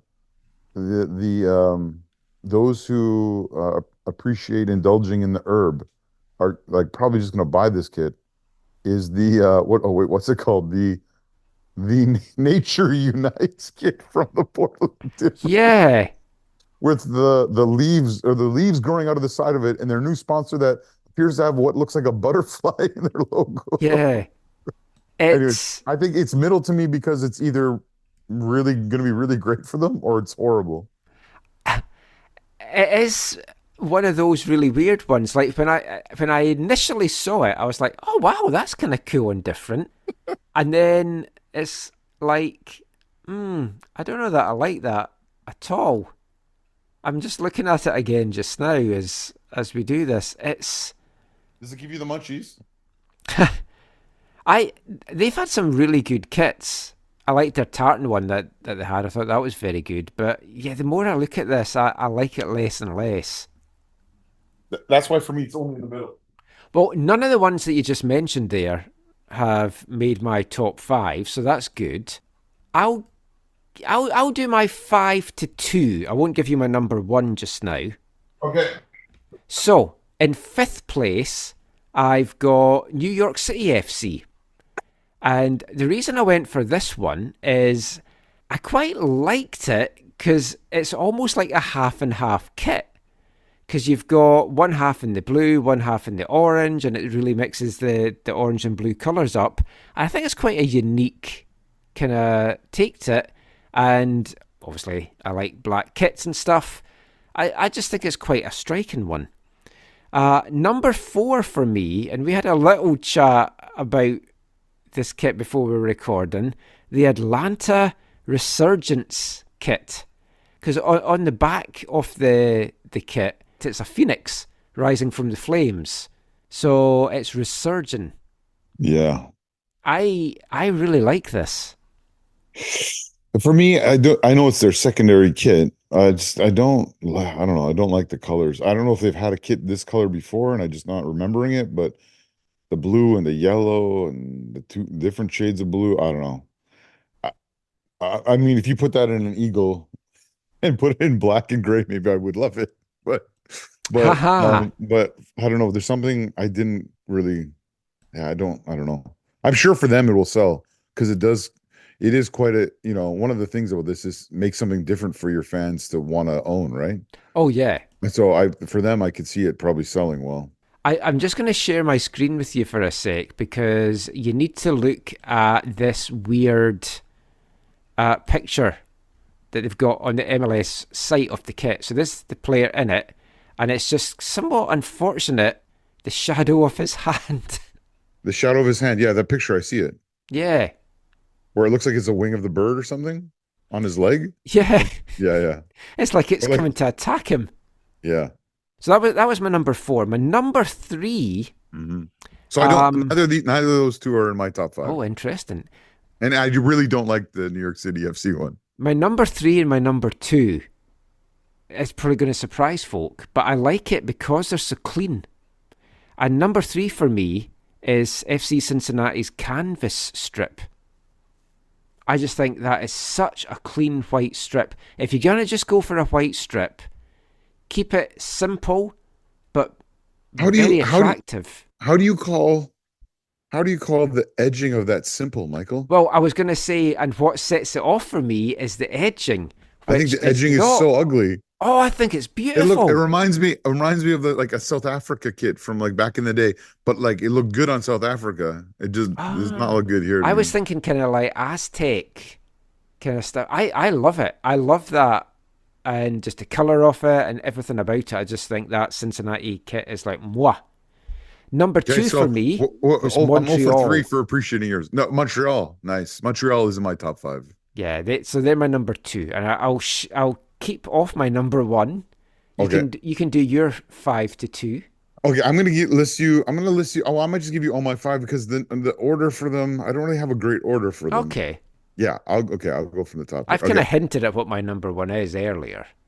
But yeah, it was about an hour ago, it feels. Oh, yeah. Okay. So, yeah, if you're still listening, I don't know why, but for some reason, because this is not my favorite color, as our listeners will know, but I really like, and it's very plain and very simple, and I usually don't like the differentiation like between the arms and the rest of the shirt. But and it partly is the way the logo looks on the shirt, but Austin FC. Like I'm torn in this. I don't know if I like it or not. I like it. I wouldn't buy it or anything. It's the armadillo kit. There's a little armadillo in the bottom right corner. The logo. I do really love armadillos. I think I can't remember. You've told me before. I don't know what Yeti is, but it fits the kit. Like it's just something about it that just matches. So that's definitely in my top 5. It's a big hairy guy. No, they make like mugs and stuff. Oh, okay. Also, my top 5 is one that you mentioned, which is the Montreal kit. I think it's really, really well done. Then I also have one that you didn't mention. I skipped it over here. Oh, maybe is number 1? Maybe. They've done kits with these elements in them before, and they've been arguably one of the best kit makers in the MLS era in their sort of rebranded MLS era. and that is the Diamonds Are Forever kit from Kansas City. That just fell probably sixth for me because they've gone with the Argyle pattern again. Yeah, It's not as striking as their previous yes, Argyle ones. that is fair, but in this group of jerseys, which I think is poor on the whole, they make it in the top. So that's three, right? Yes. I know my other one is there. Did I skip one? I maybe I put one in my. Oh no. Okay. My last two. Okay. My last two is and I know it's been I like the name of it. I think this is, and I'm going to talk about the names when we're done talking about these, but I think this is the best, maybe one the best named kit in the whole thing. It's the home kit by Columbus, aka the Charlie Brown. Oh, that wasn't the one I thought you were going to say. No, I Oh, think the home kit. it's called the home kit. It's like the only kit that has an actual proper name in the list that I can tell. And it's the Charlie I'd Brown never kit. even noticed that. But yeah, it's the Charlie Brown thing. It's Charlie Brown. I really like it. That's in my top five. And then the last one that's in my top five, which might be your number one. Now, usually I would say use this as toilet paper. It's the Flounders. Okay, the Flounders kit. I think, and you mentioned a bunch of these things already. The logo, using the old logo in the way that they did, I think really well done. Yeah, a message for San Jose. The whale is nice for people. I think the old Sounders wording on the front bottom corner is great for them. I think. I also think the fact that it's the tint of the colors is different or old. I don't know if it's I don't know if it relates to the original kit, but it's different than their MLS green and blue a little bit. And it's also a kit. Again, I don't know if this is I don't think I read this that it is, but I don't know if this is meant to look like it's a play on a retro kit. But the thing that I think is good for them about it, another thing that's good about it is it's different than what they've had in the MLS era. And so I think for them, it's going to sell like hotcakes. The only thing I think some of them might not like, and you can correct me if I'm wrong on this, is the sponsor Providence is not the same sponsor of the old sponsor of Portland's ground. Yeah, Providence Park, possibly. That's the one thing I could see putting off some of their supporters, but probably not enough to not buy it because it also is one of the smallest sponsor logos of any of the kits. Like it's really small. So I don't know that it's my number one, but it's those are my top five for sure. Like I said, it's definitely a grower for me. I like it less up close than I do from a distance. My number one, and you haven't mentioned this at all in any of the things that you've said so far. If I was to say, honor thy history.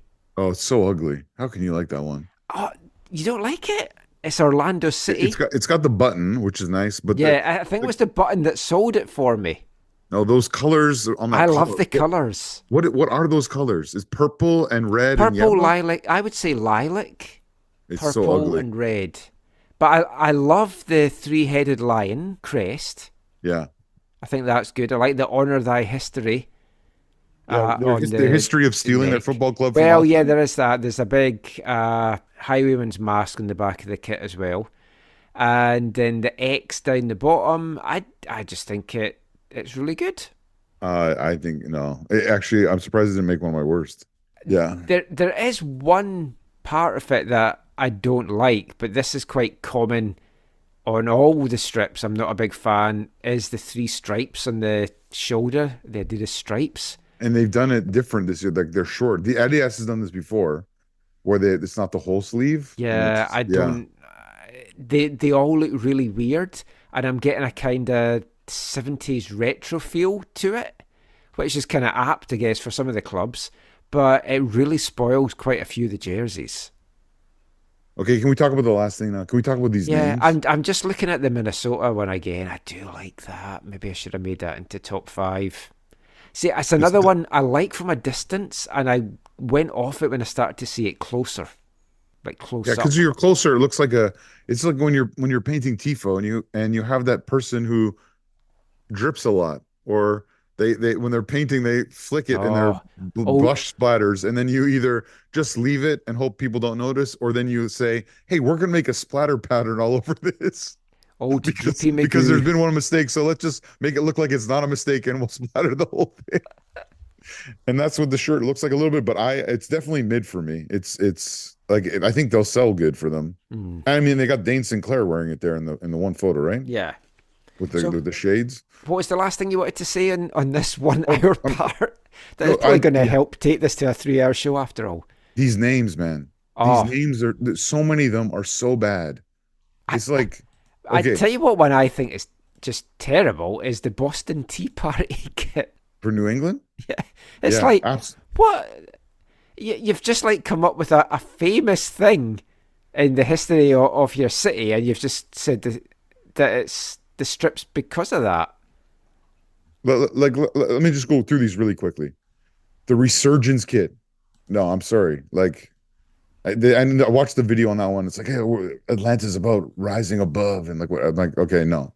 The Armadillo kit. Okay, fine. They put an armadillo in it. Yeah, Texas. That's not horrible. Charlotte, the Carolina kit. Not horrible. That's fine. Whatever. Chicago Fire, the return to red. Stupid. The Cincinnati, the canvas kit. It's the white shirt that you just have to, what? I don't know. It's stupid. It's a blank canvas. You can do what you the want. one kit from Colorado. Oh, sorry, the one flag kit from Colorado. What's the one flag? I don't like. Whatever. I didn't read up on all of these.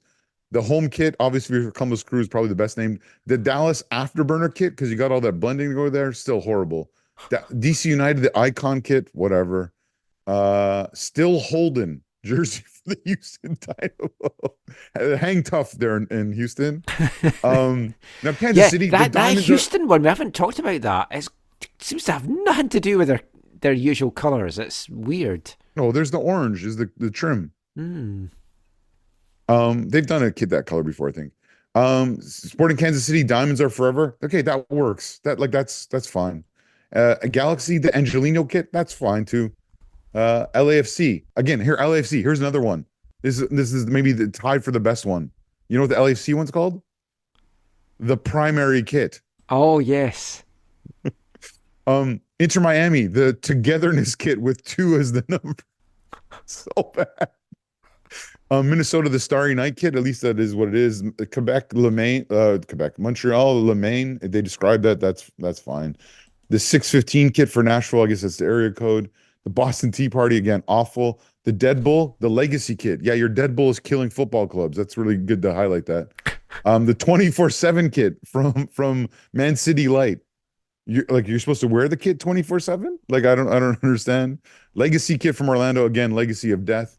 The Philadelphia Union is the 15 kit, the XV, the 15. I guess it's an anniversary. The Nature Unites kit from Portland is so funny. Peak Utah, whatever. Seattle, San Jose, Vancouver, the 50th. Those all make sense. Those are fine.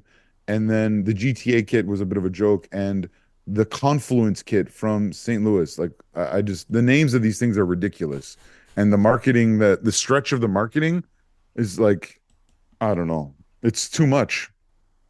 Those clubs that just said, this is our primary kit, this is our home kit, I appreciate that so much more than the, hey, let's stretch to talk about how this connects to our community.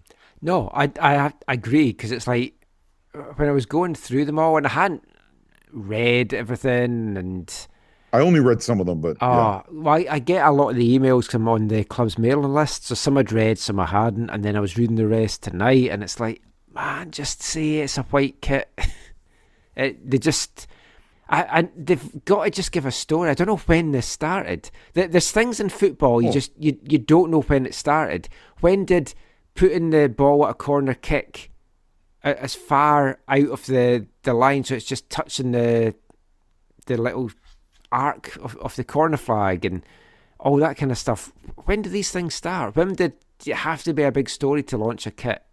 Anyway, let us know what your thoughts are. You probably completely disagree with most of mine there. No, but yeah, seriously, post on Twitter or email Michael. Yeah. I'd love to hear what people's thoughts are, and what they loved or what they didn't. I put a shout out tonight, but it was just before we were recording, so we haven't really had many replies yet. But Brenton, Caps Offside, his favourite. Brenton I disagree with him on a few things. I probably agree with him on a few things, but Brenton is someone I appreciate his perspective on kits because he deep dives on this stuff and is really, really into it. Self-proclaimed kit nerd, and he went Yeah. for Minnesota as the best and TFC as the worst.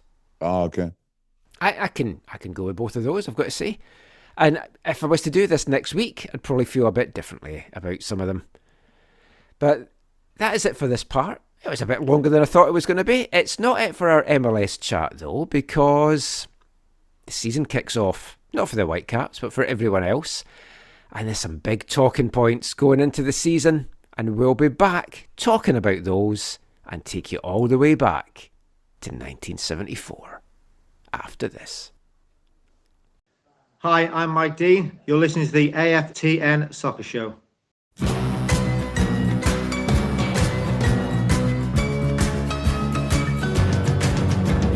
Shimmy, shimmy, song. We used to make a song. Remember? Sha-la-la-la-loo. I used to sing to you. Remember? Heidi, Heidi, ho. We used to kiss hello. Remember? And then we said goodbye. We made each other cry. Remember? Sha-la-la-la-la-la, shoo-be-doo-ay. Remember all the little things we used to say. Sha-la-la-la-la-la, shoo-be-doo-ay. Wonder why we ever had to say goodbye.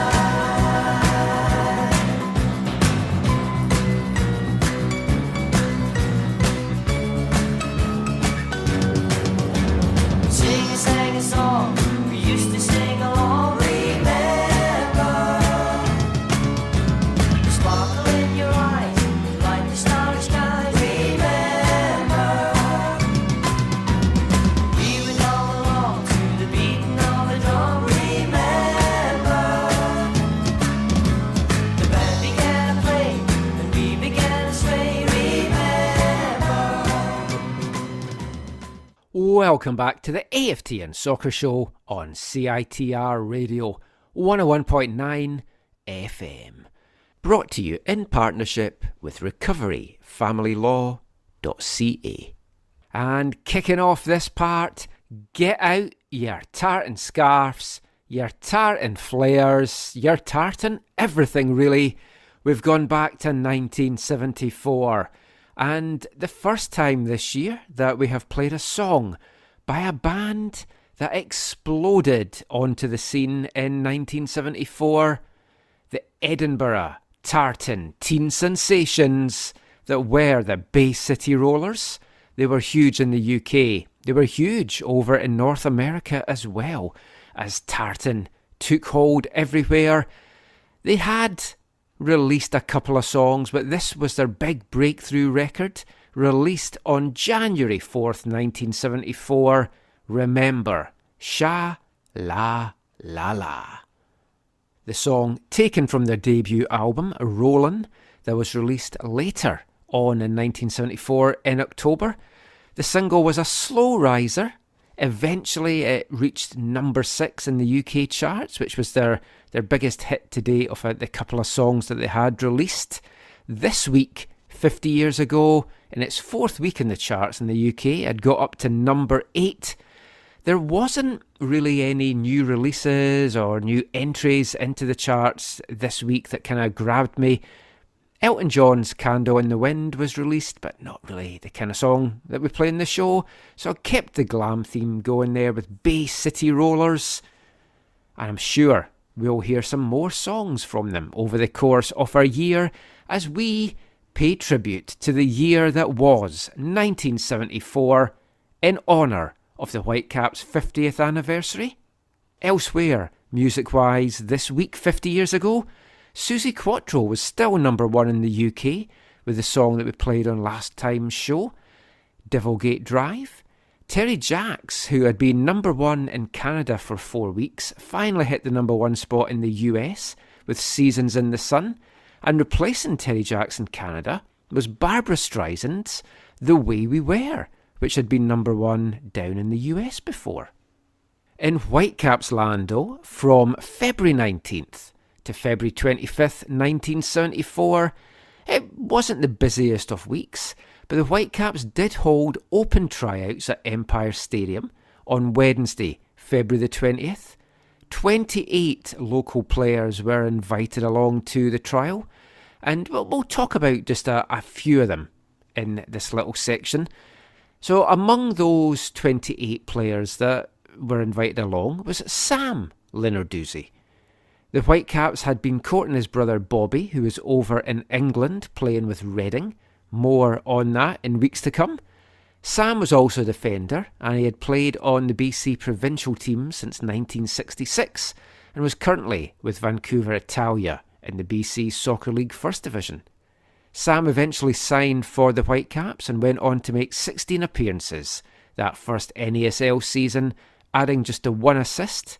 And he went on to play 5 seasons for Vancouver from 1974 to 1978, making 98 league appearances overall, scoring 2 goals and adding 3 assists. Sadly, just leaving the team the year before the Soccer Ball triumph in 1979.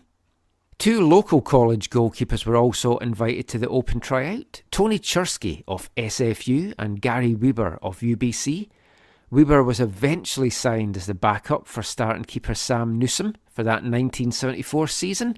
He played 3 matches that inaugural year, and in total he spent 3 seasons with the Whitecaps in the NASL, making 21 appearances, and that included playing his most games in a single season, 14 in 1975.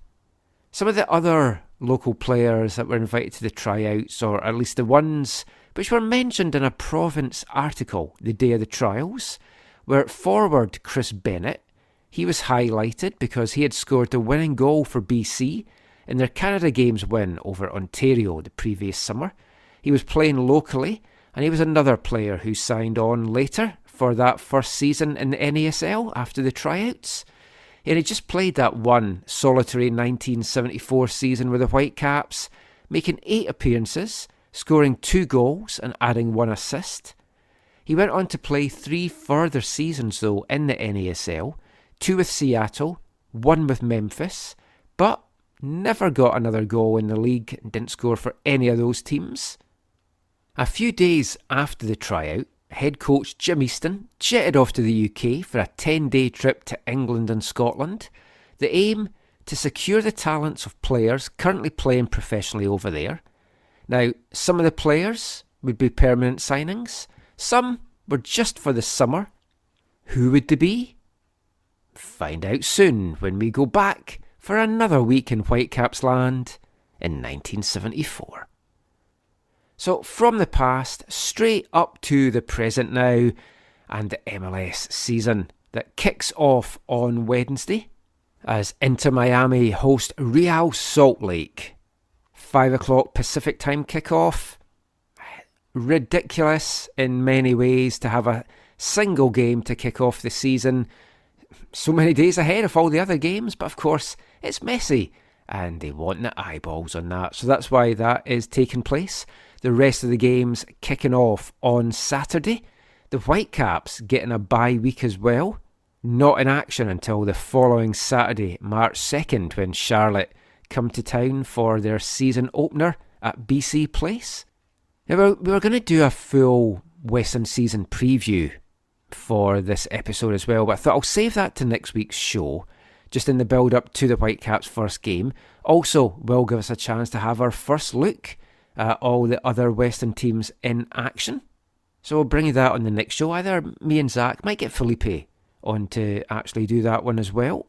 But for this part, I do want to talk about a couple of things that are going to have an impact in MLS this first week of action.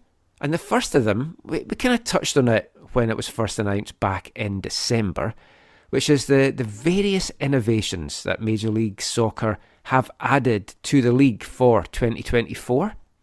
The first of those is the off-field treatment rule, where if a player is down on the ground for more than 15 seconds, the referee will stop play, the medical crew will come on to evaluate the player, and then the player has to leave the field of play, where he will stay off the field for a minimum of 2 minutes for further assessment and treatment.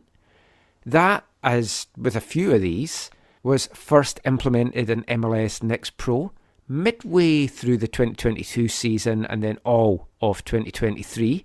And it was implemented to good effect as well. There are a few exceptions. If it's a head injury, goalkeeper injuries, serious medical events, or if it's that the player has gone down because of a foul that's resulted in a yellow or a red card. So a lot of these are to try and just stop time wasting, the dark arts of the game, which when it's your team you don't mind, and obviously when it's against your team you're absolutely fuming about it. And another one of that is the timed substitution rule that was enacted in MLS Next Pro all of the 2023 season, where a substituted player has to exit the field within 10 seconds. Failure to exit from anywhere on the pitch within the 10 seconds means that the player coming on will have to wait 60 seconds before he can enter the game at the next stoppage. So players that's just trying to run down the clock, if they don't get off enough, it's the team that's going to get penalised. Again, exceptions to that are for injury and goalkeeper substitutions.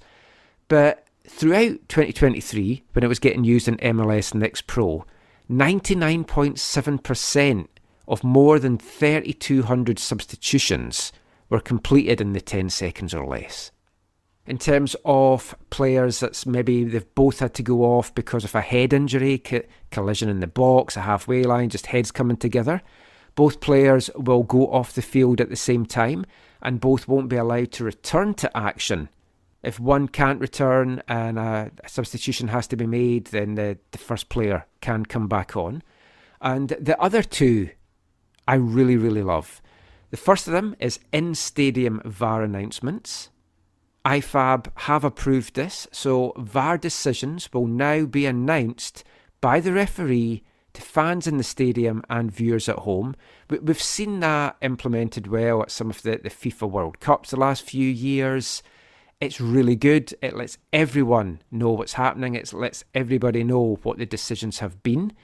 And it can only help get that understanding as to what has gone on. We've seen it to great effect in rugby over the years. We see it in cricket as well. So very, very much looking forward to that taking place. And the final initiative, which is excellent as well, is that the scoreboard, the video board, stadium clocks will now run past the 45 minutes of each half to include the additional time that has been added on. So we could see it running up to 95, 99, over 100. And that's going to save me in particular putting my phone on to kind of count down how much time has been added on and how much time we've got left. So these, I think, are all excellent initiatives. I was on a call midweek with some people from MLS just chatting about these initiatives. We're going to bring that out to you as an extra podcast.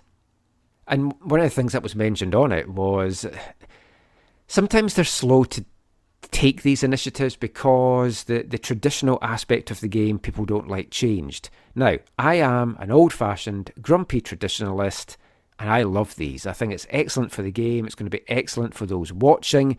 Everybody's going to know what's going on in the terms of some cases, and it's really going to cut down on a lot of the time wasting as well. So all of that, I think, is absolutely fantastic. Now, one initiative that is missing from all this is goal line technology. It's something I feel there's a very pressing need for in the league. We saw a few instances last year where VAR could not categorically state whether the ball had crossed the line or not. So it was a question that I put to MLS Executive Vice President of Sport and Product and Competition, Nelson Rodriguez, along with MLS Next Pro Senior VP of Competition and Operations, Ali Curtis, to ask, is that on the radar of the league to bring it in? Here's what they had to tell me.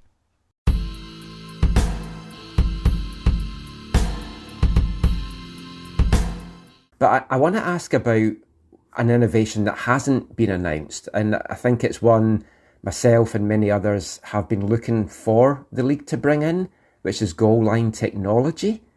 Because there was a few incidents last year where VAR maybe missed whether they could categorically tell if the ball had crossed the line or not. Is that something that you are looking to bring in at some point? We are considering it for MLS. We're looking at different options towards goal line technology.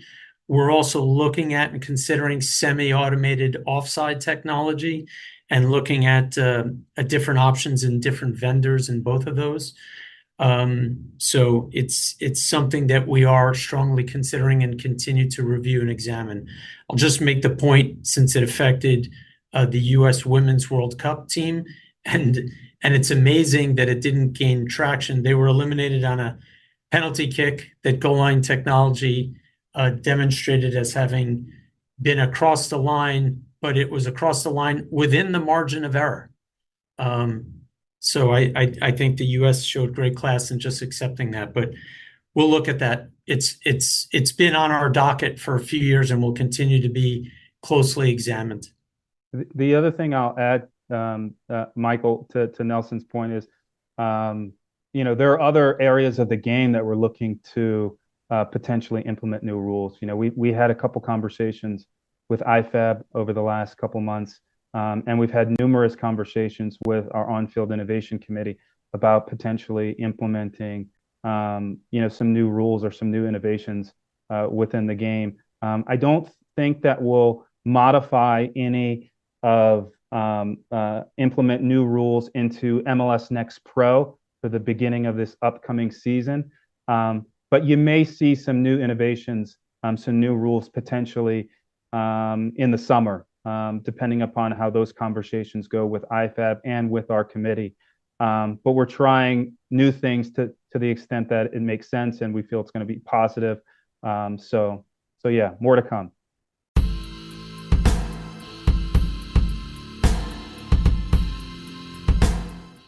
So some interesting stuff there on the potential of goal line technology. They are considering it. They're looking at different options, including semi-automated offside technology.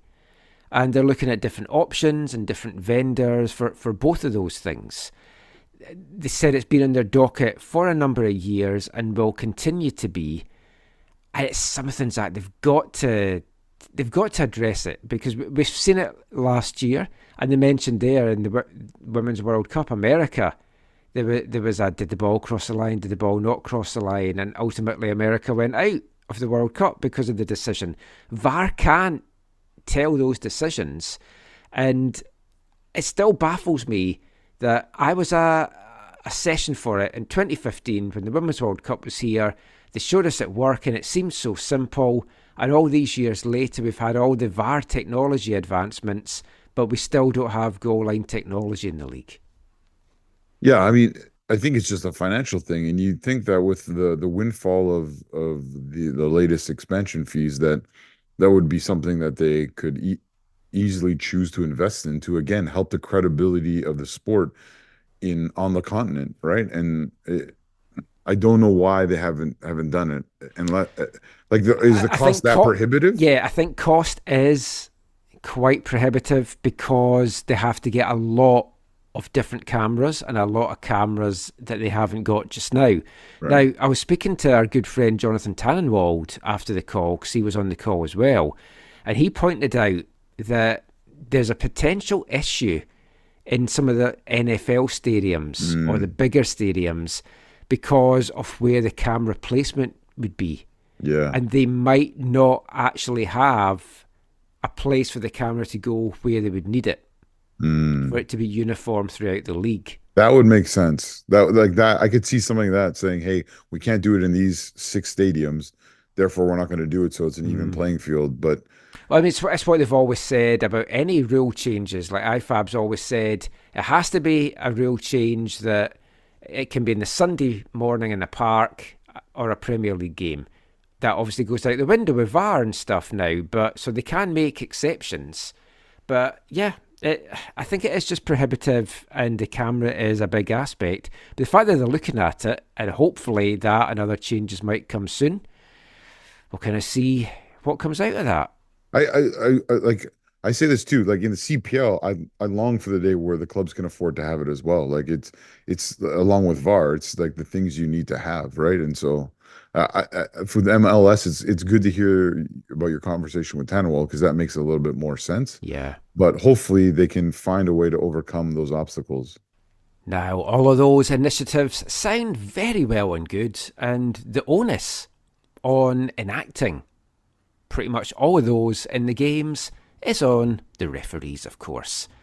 But what referees are we going to see in the opening weeks of the season that are going to implement these new initiatives? Because earlier this week, representatives of the Professional Referee Organisation, PRO, and the Professional Soccer Referees Association, the PSRA, they reached a landmark collective bargaining agreement. Or so they thought. It was an agreement that included the largest compensation increase in pro referee CBA history, representing a 25% overall increase over 2023 when comparing salaries, game fees, benefits, plus the addition of business class travel for certain matches. MLS and PRO said that the agreement would have made pro members amongst the highest paid soccer match officials in the world. A tentative agreement was reached last weekend. However, the PSRA members who officiate regularly in MLS voted this week to reject the deal, much to the surprise of the PSRA's bargaining committee. 98% of the membership took part in the vote, with 95.8% voting against it. So you're talking large numbers here, did not like what this deal was that had been brokered. Now, the proposed new 5-year CBA would have provided significantly improved pay and benefits for all officials, particularly assistant referees and video match officials. The key terms included overall increases in guaranteed pay in the agreement's first year, 10 to 33% increases for referees, 75 to 104% for assistant referees, and 15 to 100% for video match officials, plus increased match fees for regular season games and playoffs. An increase of 7% in 2027 for all salaries and retainers and match fees was also on the table, the highest mid-contract raise ever offered, with 3% increases in all other years. First and business class air travel would be provided for the playoffs and the MLS Cup throughout the deal, and for decision day in 2027 and 2028. Additional benefits included enhanced injury continuance for referees and assistant referees, physical therapy reimbursement for referees and assistant referees in pro sports performance programme, employer contributions for assistant referees and video match officials for reimbursable healthcare costs, and increased severance for referees and assistant referees. So the PSRA bargaining committee was happy with that. The members, though, were not. And the members also rejected a proposal from PRO for the parties to mutually agree not to institute a strike or lockout through the 2024 MLS Cup while negotiations continue. Because that was rejected, PRO has now locked out the PSRA match officials, effective from 12 a.m. Eastern Time on February 18th. So as you listen to this podcast, all of the PSRA match officials are locked out. Now, all three sides did issue statements. MLS Executive Vice President of Sport and Product and Competition, Nelson Rodriguez, that we just heard from there, issued a statement that said it's extremely disappointing that the officials have voted against the tentative agreement on a new collective bargaining agreement reached by the PSRA and by PRO. PRO worked for months and addressed all the issues that were raised by the PSRA's bargaining unit. It's also unfortunate that the PSRA rejected PRO's offer for a mutual no strike, no lockout commitment, which would have allowed all match officials to continue working during ongoing negotiations. Pro has informed us of its contingency plans for the upcoming MLS season, which includes utilising experienced professional match referees supported by veteran VAR officials. We are confident in the comprehensive plan that they have put in place. Now, Mark Geiger, Pro's general manager, said, "Time has been of the essence to conclude a fair deal and move forward together with renewed positivity ahead of our 12th year of supporting the growth of the professional game in the United States and Canada. We made meaningful progress during recent bargaining, agreeing to fair pay increases and addressing many of the PSRA's concerns with respect to non-economic items. This represented approximately a 25% overall increase over 2023 when comparing salary, retainers, game fees and benefits, plus the addition of business class travel for the playoffs. The result of the membership vote is disappointing. The PSRA has rejected a no-strike, no-lockout proposal from Pro through to the 2024 MLS Cup, which, along with their public strike authorisation, has created significant risk as the 2024 season begins. We are left with no choice but to institute a lockout and use qualified, non-bargaining unit officials so that games can go ahead as scheduled." So basically, as in 2014, it is scab labour that is being brought in, non-unionised officials. Now, Pro and MLS say they remain committed to reaching an agreement with the PSRA, but the PSRA executive leadership have also issued a statement on this, as you would imagine, saying that their membership's rejection was a result of Pro's economic package falling short of expectations, along with a lack of quality of life improvements, which the members needed to improve for their working lives. Unfortunately, Pro negotiators failed to heed PSRA's warnings at the table that the tentative agreement would fall short of membership expectations and that they would face an uphill ratification process. So there's clearly a breakdown somewhere in communication between the negotiators and the members as well as to what was wanted and what was going to be agreed there, because the PSRA members have also experienced additional frustration during the bargaining process due to unfair labour practices the union has alleged on the part of Pro managers, creating what PSRA refers to as an unfair playing field in terms of reaching a contract that fairly rewards the officials for their hard work and dedication to the game of soccer. Now, the quote from Peter Manikowski, who's president and lead negotiator for the PSRA, said, "We live for this game, giving it 100% of our dedication, experience, fitness and ability.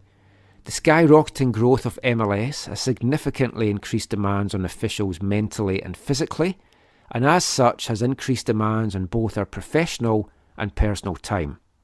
Our members are asking not only for fair compensation at a time when the league is reporting record growth, but also for the ability to take care of themselves on the road and at home to continue officiating at the highest level that the sport demands." PSRA officials who work mainly in MLS have been under an agreement that was ratified in February 2019, and it actually expired on January 15th this year. Their members twice voted for contract extensions to allow additional time for bargaining in the hopes of reaching a ratifiable agreement, and they expired on February 12th, 2024. The resulting tentative agreement didn't meet PSRA members' needs, with Manikowski explaining, "Feedback from our members indicated the failed ratification was driven by issues with the compensation and benefits Pro was offering, as well as a lack of improvements to travel, scheduling and other quality of life issues. PSRA is committed to promptly returning to the negotiating table and bargaining with Pro to reach an agreement that appropriately values the immense contribution of officials to the sport of soccer." So heading into this first week of MLS action, it is going to be ununionised referees that take place. Now, that happened in 2014, where the MLS season started with replacement match officials. Now, the PSRA say that back in 2014, the officials' lack of familiarity and experience with MLS teams, players, and specialised rules created a detriment for the quality of the matches. And players and teams in the league are accustomed to matches being refereed a certain way, with special attention paid to dangerous tackles, head injury substitutions, and speed of play rules. Now, back in 2014, that replacement officials lasted 2 weeks. So it's a mess. Going into the season, it's kicking off on Wednesday, and it's going to be replacement referees. It's not ideal. What's your memories of that 2014 season, Zach, with the replacement referees? Mine's was that they were actually not too bad, but when I had this discussion a few weeks back on Twitter when this first came out, folk were like, no, they were dreadful. There was lots of mistakes. But I don't remember that. I seem to remember saying, oh, wouldn't mind these referees all the time, but that might just be like cloudy memory on my part. Yeah, see, I tend to remember it the other way. That's what most folks seem to. I tend to remember being not good. I know we had it in Scotland, and they brought in referees from Ireland and Malta, and the Scottish fans were like, can we just keep these guys? They're better than the ones that we've got. But you've got all these new initiatives that's coming on board that even the existing referees are still getting their heads around. But now you're bringing in new referees to have to try and deal with that as well. There's a few folk have said to me, scab labour's not acceptable, and they would not cross a picket line to go to a game if it is replacement referees. A lot can happen in football in short notice. We know that. Yeah, I can't see this getting sorted before Wednesday's first game. I reached out to one of our friends in the refereeing world, and they said, I asked them, I said, does this mean you're going to be involved in officiating? I know, I was wondering if Darnell was going to get called up. Yes. I didn't contact Darnell, just for the record. I won't say who this is because I haven't asked if I could name them, but they said, no, they're not quite high enough, but they know some of the people who might get asked. But also, like you said, because of the unionization issue,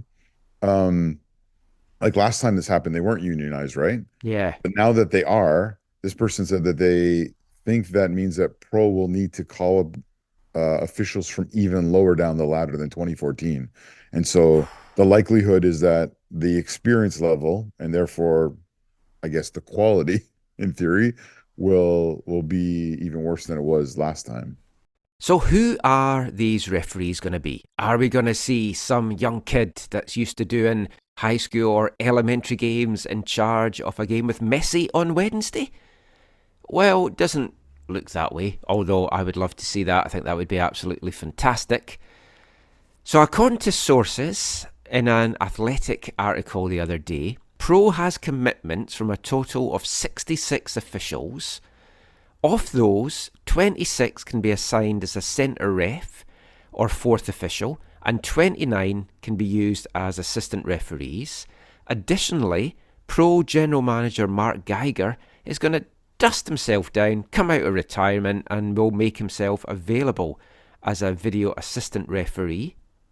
The men that are lined up to be in the middle include 11 options with experience in the top 3 divisions of Brazil, Turkey, Spain, Italy, Jamaica, Mexico, and Poland.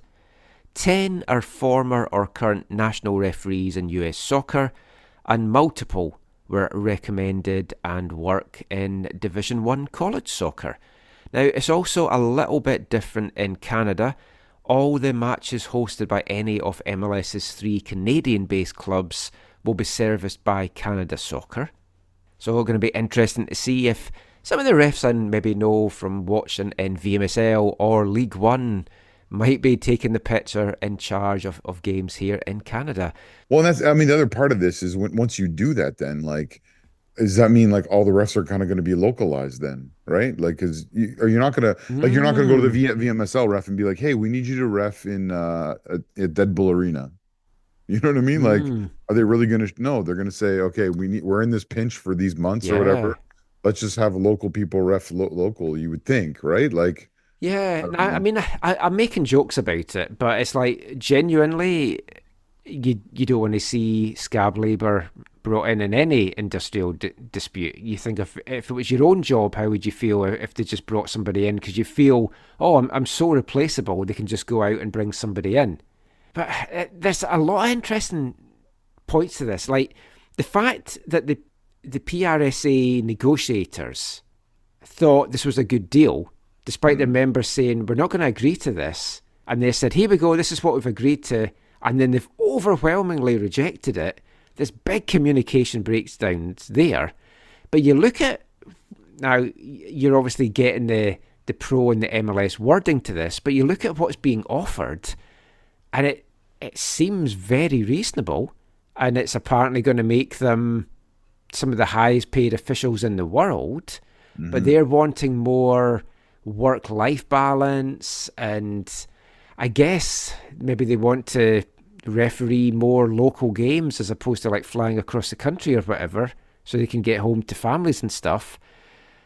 I definitely see both sides to this dispute. It did feel, though, that the offer on the table did seem quite reasonable.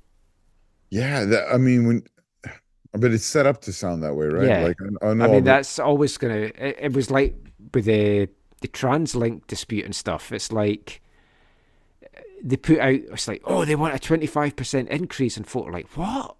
But it's not really that, and I don't know. I mean, we'll have to see how this goes. I was thinking about getting Darnell on maybe in the show next week once we had a bit more information if the games are going to go ahead, just to get a referee's take on that. Because there was the dispute in the VMSL this year where the refs were very close to taking industrial action and not reffing VMSL games because they were looking for an increase in remuneration. And I think the general feeling in this is these clubs are raking the money in. You look at expansion fees, you look at the Apple deal, and it's a lot of them are owned by not just millionaires but billionaires, and it's like you can't sort of spread that down to the officials, because love them or loathe them, you can't have the game without the officials. It's a thankless job. Yeah, and I don't know that this gets resolved quickly. Yeah, officials are so important. I those who follow me on Instagram will know I've been watching some middle school and high school basketball out in the area as I connect with students I work with, and including go to my daughter's games. And like, yeah, watching the officials there, I've been reminded of like, yeah, how thankless and how difficult it is when you have this, these stands full of parents, like, shouting at everything you missed and whatever, or on occasion me shouting about the things that you missed. It was and so the season was coming to the end for this high school player, friend of mine, that I was watching a bunch of his games at the end of his season with some other friends. And the last game they were playing was like by far like the best referees that they had, like in the whatever half dozen games or so I went to. And so like I was on my way out of the arena, I just like, they were standing there. So I just went to them. I just said, hey, I just want to know, I thought you guys were really great refs. And partly because you like explained to players what they had done wrong or addressed, their concerns. And like, you really helped, like, I think, I mean, they weren't perfect, right? But they were just, I don't know, they did a really good job. And yeah, I think with refs, they don't get enough appreciation when they do a good job.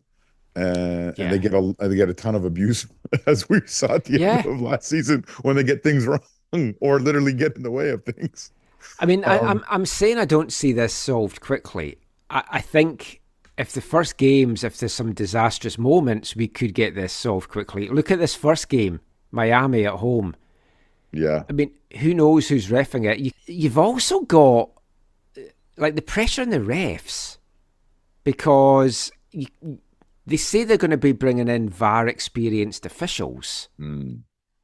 Where do these come from? VAR experienced officials don't grow on trees in North America. No. Wasn't like Ishmael Elfat doing games in the Saudi league or something? I think you could be right. He definitely was somewhere because I saw his name or some videos of him or something. Yeah, we were talking about this when it happened. I'm sure it was the Saudi league now. Which makes sense. It's the off season here, so Yeah. for him. Plus, I mean, if he gets paid like some of the better players, it's probably maybe that's what this is all about. Ishmael came back and he's like, "Hey guys, we need to you should see what we got there. First class. I was on a private jet flight." I just have a horrible feeling that the refs, more than usual, are going to be a big talking point in our show next Sunday. Yeah. And this delays the return to BC Place of Tim Ford. Thankfully, we're not playing this weekend because we don't have to go through this, and it might get sorted out for week 2, but it took 2 weeks the last time in 2014. Now if I probably shouldn't joke with this, but if the refs are bad, or the refs are locked up, does that mean Vanni still has to serve his suspension? Maybe he could be the ref. Maybe that's part of his course. They had made him take a refereeing course. We have an unbiased Italian descent official in the match. We've flown him in from Italy, especially. Who's that guy? Who's that guy in the VAR booth with the glasses and large nose and hat? Yeah, let's see how this goes. And as I say, we'll see how it plays out in the week. We might get Darnell on to have a little chat about how he feels as a referee and how things have played out. We are also going to speak to Darnell at some point next month about just the abuse of officials and stuff in refereeing. But that's pretty much it for the show. We will finish with this episode's wavelength. And I'm going back to 2014 for this episode. And since the MLS season's kicking off, and it's been an MLS-heavy podcast, I think it's actually all been about MLS, I'm going to play a song about an MLS team and another team that is celebrating their 50th anniversary, the San Jose Earthquakes. And this is a song by a group called the Old Firm Casuals, nothing to do with Rangers or Celtic. I don't know, are you familiar at all with this band, Zach? I don't think so. It is the band that belongs to Rancid frontman Lars Frederiksen. Oh, I know Rancid, but yeah, I don't. Yeah, he's a lifelong San Jose Earthquakes fan, and him and the band did a San Jose anthem back in 2014. It's called Never Say Die. Here it is.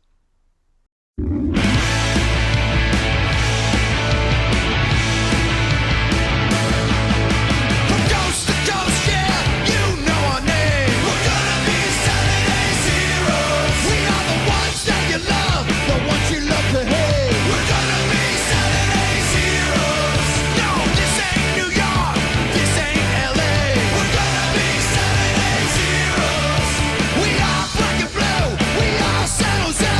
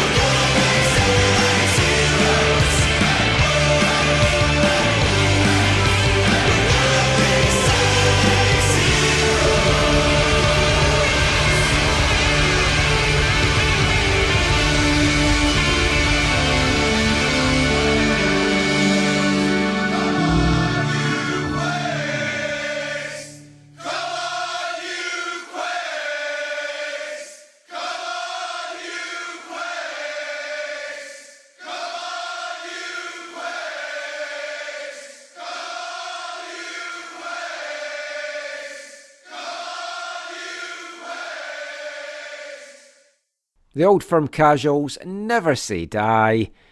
Lars wanted San Jose to be the punkest team in MLS, and they certainly were for a while when it was all the Goonies stuff. That seems like such an age ago in MLS, all that stuff. But yeah, I like that song. I think it's a nice song. It's a good song to finish chatting about the historic season that's coming for a number of these teams. The MLS action gets underway on Wednesday with Inter Miami RSL, and then a full slate of games next Saturday. The Whitecaps. We'll be back next weekend to chat about all of that, have a few interviews to bring you as well. Before we go though, Zach, any final thoughts from you? Anything that's caught your eye this week? Yeah, looking forward to seeing how the MLS season kicks off, and I guess on a more local note for me, looking forward to, even though I won't be watching any of it, looking forward to hearing, I guess, report or whatever reports you can out of the first week of training for Vancouver FC, which is supposed to start on Tuesday. Yeah, we're going to be hopefully jumping on a couple of calls next week for VFC that we might bring you next week or the week after. And there's still some additions to come. Are we going to get to talk to the Navarro? Yeah, I believe he is speaking to media on Tuesday. I'm not sure what his English is like. So yeah. Well, maybe we can have Felipe speaking Mexican, Tim.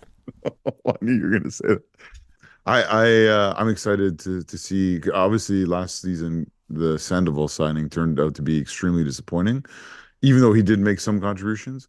So I guess I thought he'd come back with all the teases on social media. I was like, I was going to give it another go. No, I was sure that was. I was sure it wasn't. But I'm really hoping that this is the type of addition that it appears to be. Mm. I mean, it was the same for every player. But when you watch some of his goal highlights, you're like, okay, this is a guy who knows his way around the front of the front of the net, and it scores different types of goals. Yeah, a lot of that was like U23 and U20, but I would argue that is a better quality possibly than what you're going to see in CPL. Yeah, so I'm just excited. Yeah, it's going to be interesting to see him and Diaz together. I mean, that is a very exciting potential strike force there. Yes, indeed it is. So, yeah, the first couple of weeks they're having it quite low-key. They're having the open trials again. Mm-hmm. I'd thought about paying to get a guy in and blog about the experience for us, but they've put it up to $300, so I don't think I will be doing that. Yeah, I'm really sad I won't be able to represent AFTN in that. I might just have to throw myself in. I'll miss the first day of it because it's the day I fly back, but I'm sure I can catch up. If I can get into the World Darts Seniors, then I can get into VFC's squad of 23 for the season. Oh my. I was out at some VMSL Imperial Cup action on Friday night. We'll have the highlights up of that on our YouTube channel. Might go out to a game on Monday night as well, out at Newton. If you're listening to this in time, 8:45 kick-off. It's the Surrey Derby, BB5 against Pegasus, Prem against Division 1. The leaders in Division 1 as well. That should be a cracking game if you want to get out for some cup action under the lights on Family Day. But thank you from the AFTN family to your family. Have a wonderful Family Day. Thank you as always for listening to our shows. Thanks as always to our sponsor, Recovery, familylaw.ca. Go and check them out for all your family legal needs. We'll be back with another one soon. Until then, take care. And Mon, the Caps.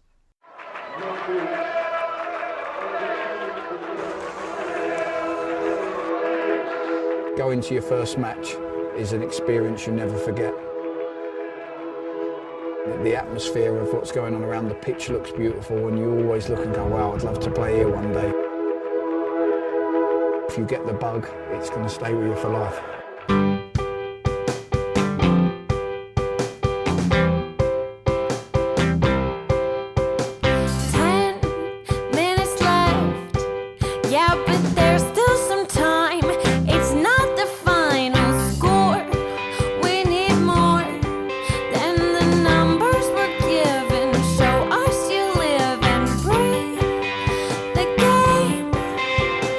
More than a name, that's what we came for.